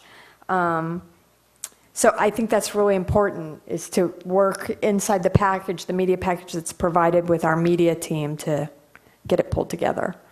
And I don't know how we make that clearer than just saying it. Do we need to make that any clearer? No? I have one question. So where does it finish from here? Monterey. Monterey. The Raceway. Okay. I was looking at the staff report, and it provides what was last year, and so I was just curious. So from here to Monterey. Okay. I didn't see the map, though. The mapping, can you tell us kind of the route? I don't think they've fully given us the full map. I know that before us, they ended at Mount Gibraltar. And then after us, I cannot recall where it goes. But obviously, it starts in San Diego, ends in Sacramento. San Diego's its own leg this year. How about the map in town, though? I was talking about we're still developing that. Okay. So, our public works director, who's an avid cyclist, has proposed 3 different routes, and I'd love to try to circulate that around. I think we're kind of holding off on that because they told us we didn't have to make a decision yet until the council and you say yes to this. And then once you both say yes, then we can kind of work more on what should that route be, what works best for the community and our businesses and hoteliers. And so we haven't really, honestly, I haven't even looked at them yet because we have so much time on it. So I have a question. Michelle made a comment, we're going to pay for rooms outside of our city. So we're not going to use the comped money to pay for rooms outside of our city, but I think you're... No, I don't think we'll No, we blocked, so the amazing staff here blocked the 80, I think, at 2 hotels. So that's done. The 2 hotels are, I believe, the Days Inn and the Blue Sail, because they're within 2 blocks of each other and they have enough double rooms, right? Okay. So I'm going to make a motion, unless somebody's opposed to me making a motion at this point. I'd like to make a motion that we provide up to $16,000 for contracted hotel room rates for up to 120 rooms within the city limits of Morro Bay for the Amgen Tour de California. Second.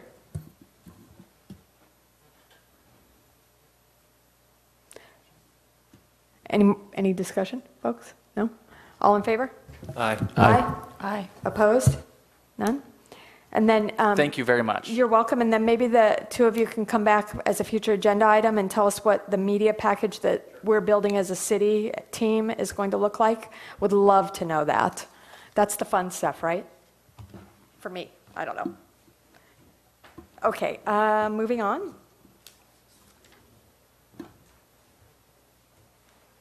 Executive Director and Staff Report. Monthly marketing and operational updates, community and stakeholder correspondence. And for that, I'm going to turn it over to Brent. Thanks. I have it. Thanks for your time, Sam.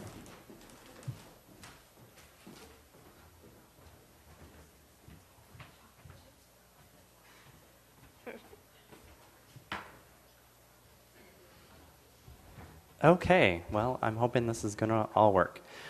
I'm going to go through this a little bit on the quick side. Thank you for allowing me to report.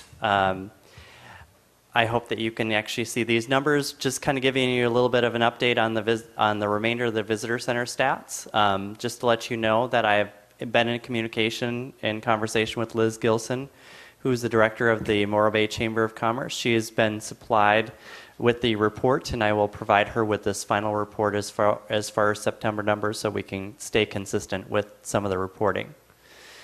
September numbers, obviously,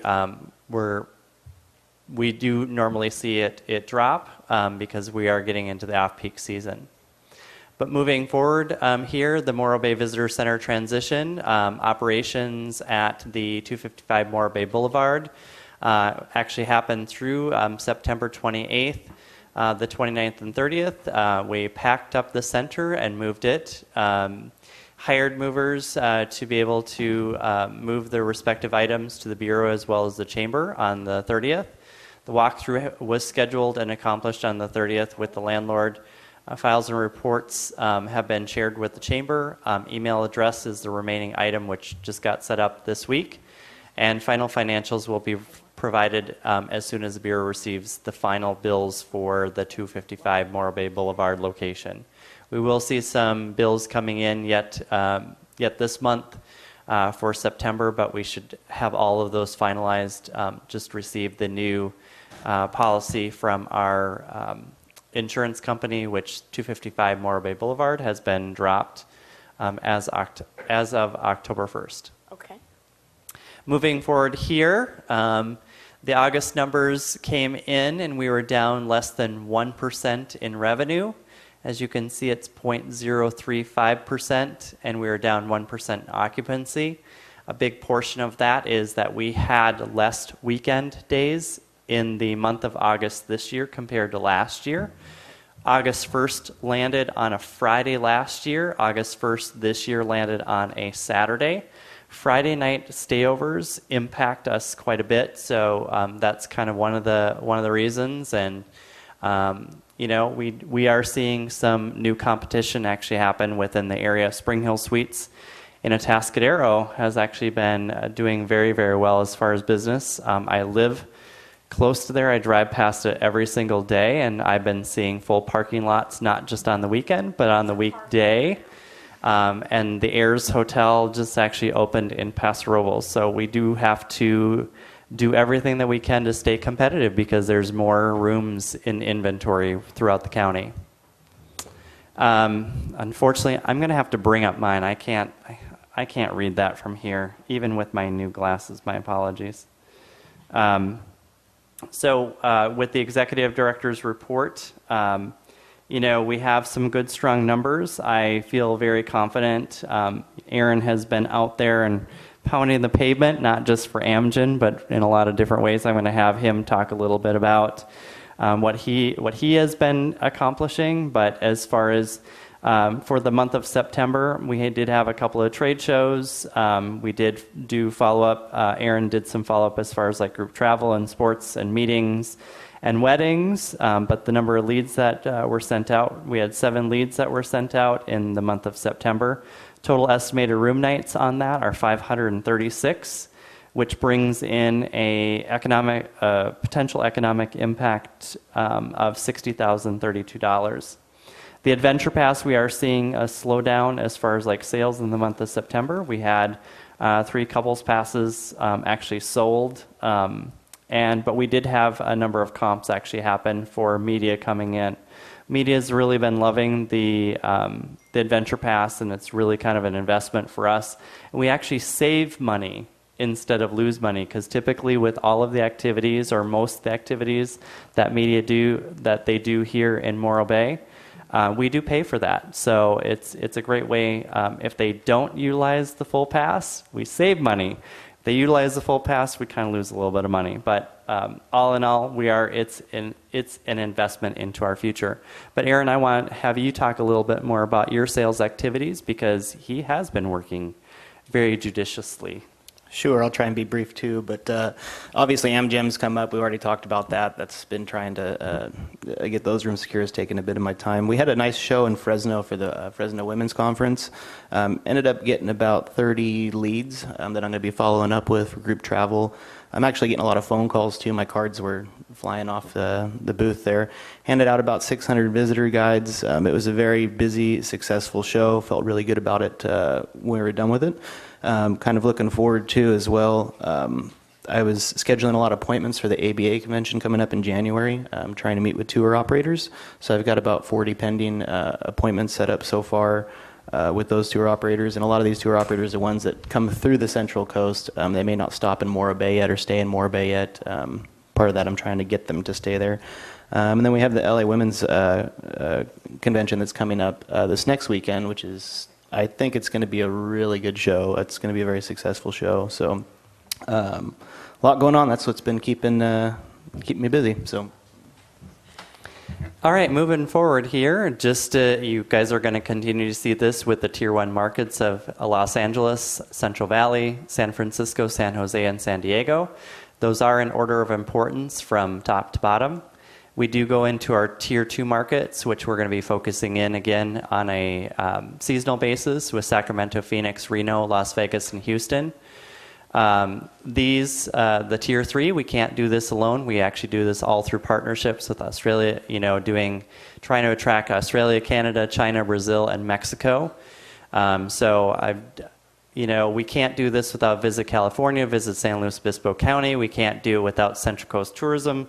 We can't do this with what we're already doing with TripAdvisor. So all of these areas and who we're trying to attract definitely impact as far as like with our partnerships. Trade shows, as Aaron talked about, we have the LA Ultimate Women's Expo coming up this next weekend. Expected attendance will be about 30,000 women who will be there. It is known through the travel industry that 80 to 85% of all travel decisions are made by the female in the house. I don't know what it's like in my household because unless that Sadie, my dog, actually makes those decisions, but ultimately we do want to try to impact those individuals to come here to Morro Bay. LA, as you saw, fits within our goal in reaching out to the Tier 1 market. So we definitely want to impact those travel decision makers. As Aaron had talked about, the American Bus Association conference is coming up, and he's scheduling appointments for that. It's exciting because this will be our second year, and hopefully we get more than 16 appointments, but as most of you actually recall, we only had 16 appointments, but I picked up an additional 30 while I was there, so there was a lot to cover. And I think Aaron, with his background with group travel, he will definitely be an excellent representative for Morro Bay. Moving forward here, just want to give a little bit of a report as far as like the Savor Adventure Tour, which happened on the 24th of September. There were 22 registered, 18 that actually attended. One of the attendees was Margot True, who's the food editor for Sunset Magazine.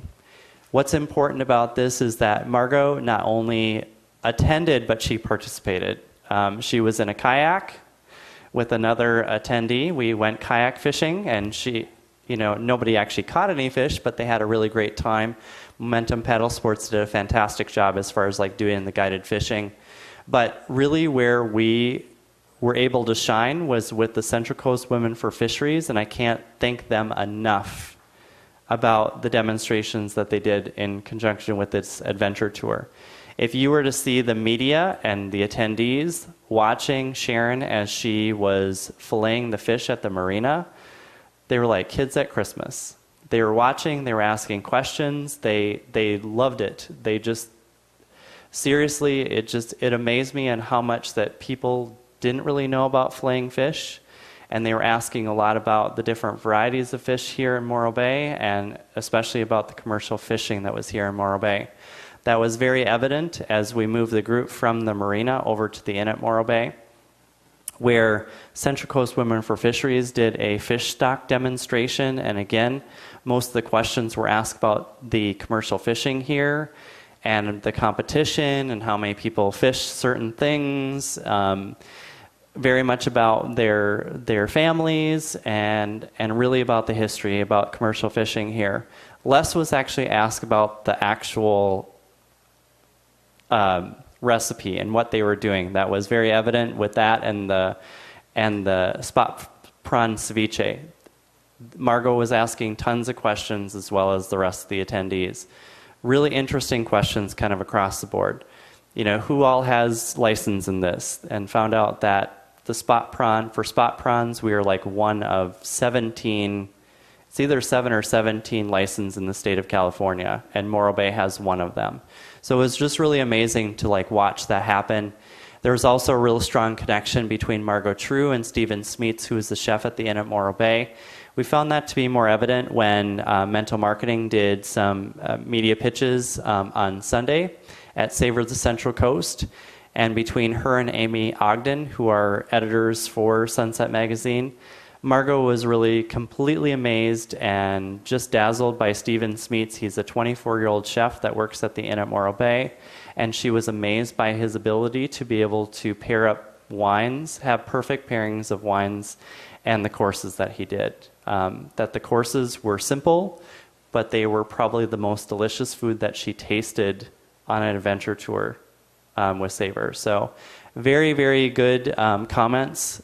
It was a great investment. We invested $10,000 in sponsorship, and we had less than $5,000 in additional expenses. Our total expenses for the Savor and Savor Adventure Tour was $15,000, and there will be a final report as far as like finances. We are waiting for a couple of them to come in as of yet, but at Savor, the Saturday attendance was down, Sunday attendance was up. We collected 114 names at the booth, but as Joan had stated earlier, it's not so much about the booth presence, it's really about the media presence. And we helped sponsor the media tent at Savor. Fast Forward Events, who is the promotions company, they wanted to provide a media kit for Savor to all of the media. They did not have flash drives. We were providing flash drives already for the media tent. We ended up shipping our flash drives to them that had all of our branding on there, and they used our flash drives to put the Savor, and they handed that out to all of the media that came to Savor. So that was really spectacular, but again, we had a real great positive response about the sustainability and the commercial fishing here in Morro Bay. Don't be too surprised if we don't see some great stories in Sunset Magazine. Of course, we can't outshine the one that the Morro Bay Skateboard Museum had, but I'm sure that we can stack them all up on the same mantle. Perfect Pairings, it's happening right now. We will be moving into Rock the Holidays for November. That'll just be a promotion that we're planning on doing to promote all of the really great aspects of the holiday season. You can see some of the remainder of the promotions that will happen throughout the year that we're going to be working on. Bureau partnerships, you can see some of the great things that are happening here. One that is actually in process right now that I'm really happy to report that Aaron has been, sending out leads as far as with some of the high school events that are happening. So hoteliers definitely look out for those. There's some great opportunities to be able to fill your hotels and motels during the shoulder season. One thing I do want to point out as far as with Amgen, the night stays is on a Tuesday night. So the hoteliers that are listening out there that haven't responded as of yet, or they're contemplating, it's a Tuesday in the month of May. It's midweek. It's when we need the business. So definitely, when Aaron comes knocking on your door, be happy to sign that contract. So we are working, again, on open late after 8. That will always be in process. Free Gift Fridays, we're working on that, along with rainy day activities and updating the dog-friendly brochure. Bureau partnerships, I'm not going to go over this as far as the billboard program. That's actually in the process of being changed in the next week or so. Not going to go too much over the short-term goals. You guys know all of those, but just know that we continue to try to work on those, as well as our long-term goals. Become China ready. This is actually going to tie into what we're talking about next. All of these invitations, except for the one on the 5th of November, are actually at your place setting there.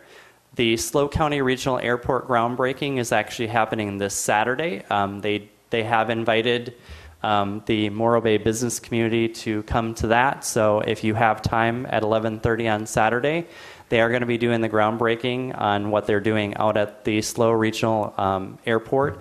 It is important for us to really understand the impact of our regional airport because we do get a lot of travelers that come in, especially from the Phoenix area as well as the LA and San Francisco area. They are looking at expanding and adding some additional flights, direct flights into San Luis Obispo. It's very important for us to stay connected with Phil and the rest of the team out at the SLO County Regional Airport. There are some opportunities for Morro Bay to get a little bit more exposure. One of the board up there kind of highlighted that to me in a recent conversation. Jack, I believe it was you.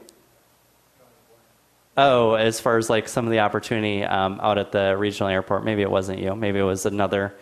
Was it you? I'll just blame it on you. But anyway, there are some opportunities that we do want to connect with them to make sure that Morro Bay has great representation out at the airport. The Central Coast Tourism Council member mixer is going to be at the Madonna Inn on October 15th. I did reserve 2 additional tickets aside because I hadn't heard from any of the board members. I know that there were a few that were traveling and there was a few that were a little bit busy, but that will be from 5 to 8 p.m. But staff is planning on going. There's a couple of representatives from the city that will also be going. Morro Bay Tourism Bureau, along with some of our other county partners, are actually helping sponsor the actual reception. So we are actually helping sponsor that. But that information is also at your place setting as well. But most importantly here is Becoming China Ready is going to be held in Santa Barbara on October 20th. And I would strongly encourage that if you have the time, there will be ride share. We will leave here about 8 o'clock in the morning. The session is from 10 until about noon. So it is going to take up a good chunk of the day. One of the reasons why I want to go is because it is a part of our long-term goal. But secondly, I want to see if this is something that we can potentially help bring to Morro Bay, potentially working in conjunction with the Chamber of Commerce with potentially an upcoming business forum. But we really want to see what the format is. They talk a little bit about the takeaways, etc. But I'm really hoping that we're going to be able to bring this workshop to Morro Bay so that way Morro Bay businesses can take advantage of that. I know a lot of them have a hard time. They can't leave for half a day. It isn't reality. So hopefully we can see the the potential of that and talk to Visit California about bringing that session here. We have a DMO special session in Paso Robles through Cal Travel. One of the things really talking about the future of TBIDs and TIDs and BIDs, and so it's actually a really great opportune time right now, just kind of like what's actually been happening here in Morro Bay. So more information will be sent out to the board on that. Meetings, I'm not going to highlight every single one of them, but had a great follow-up radio interview with Jim Fortis with Cruisin' California. He's writing a book on his travels up and down the Highway 1 and Central Coast. So we had a really great radio interview with him. Again, just talking a lot about who we're actually connecting with. Just definitely want to highlight and make sure that you guys are aware and the listening audience is aware of like who I'm meeting with and who the Tourism Bureau is connecting with, because it's for the greater good of the city. It's not just for the Tourism Bureau. When I meet with traveling journalists, we're really talking about the aspects of the destination. It's not about the overnight stay. It's about restaurants. It's about the experience. It's about the overall charm that Morro Bay actually has. Have been doing phone interviews for a new prospective sales and hospitality coordinator. I actually have one coming up in a half an hour, and I have a few actually tomorrow, and we're hoping to start doing some face-to-face where staff will actually be a part of that. Obviously participated within the City of Morro Bay study session, Again, met with the Central Coast Women for Fisheries. They're very excited about all of the aspects. But I do have to say, on Saturday, September 26th, was quite a day. Not only was I actually at the booth for Savor, I drove back to Morro Bay because I really wanted to celebrate with the National Estuary for their 20th anniversary celebration. They had a fantastic event. It was very, very well attended. But not only did I do that, but I also came back for the Surfboard Art Festival unveiling, and I gotta say, there's some pretty spectacular surfboard art that's out there. It's a great feather in our cap, and it's something that public art displays are definitely very popular. It gets people, moving around the city, so I do commend them and all of the artists that are part of that. Savor the Central Coast was great this year. But then also, too, it's like we've had some great connections with CCTC and other partners throughout the city. So that is it for me. We will be, I will be reporting to give you guys a little bit more time. I have spoken with the companies that we are still considering for marketing and PR agency. I've actually kind of reported to them that we needed a little bit more time as far as like reviewing and going through that process. I do want to see where it's actually going to be going as far as like with the city and what that model is going to look like. I know we still have to do business as usual, but the agencies are going to be selected for this next fiscal year. And so we definitely want to make sure that they're prepared because we have to set up agencies for success in order for them to provide success for us. So I really think it's very, very important as we move forward that we're all on the same page. I do want to, it's not fair that Sam is not here, but I do want to say this, on record in saying that, it's easy on a marketing standpoint to say what should be, but we also have to take a look at when it comes to creative and messaging, etc. It's about who we're reaching out to and how they're responding to it. We can come up with a lot of really great ideas, and we are trying to incorporate Discover Your Better Nature within the current campaign. But we do, for myself as being a marketing and destination marketing professional, I have to monitor and watch that to make sure that people are responding to that positively. And if it's not being responded to positively, we're going to try to rework and retool as much as we can. But we always have to make sure this is an investment. This is an investment of people who we're trying to attract to come to the area. It isn't sometimes about like what we think, it's about what they think and what they're going to respond to positively. So I really just want to put that out there. I'm not saying that it's what we're doing is bad and what we're doing is wrong, etc. But as a professional, I do have to watch that and monitor and make sure that it's actually working for us, not against us. Thank you. I will turn to the board. Any comments on the staff report? Great job, staff, as always. Thank you for all your hard work through, I know, this kind of tough situation. I appreciate you guys. Every time I go to the Bureau, everybody's still cheerleading, and that's nice to see. We're human beings with a lot on our plate, and it's very stressful, I'm sure, for you guys, and I just want to say how much I personally appreciate everything you guys are doing. I know I've been gone for a couple weeks, so it's just nice, even while I'm gone, I'm getting positive stuff. Yeah, I was working. I really was for part of it. That's why I was gone for 2 weeks. 1 week of work and 1 week of play. But I just want to personally say thank you guys, because I feel like you're handling this very professionally and doing your jobs. And at the end of the day, it is about the consumer, and it's about what product we're putting out there. And I feel like we do a damn good job. Thank you, Michelle. I do want to say that Michelle was working. She was at a convention in Honolulu. That's all I'm saying. I want to say thanks to staff, too.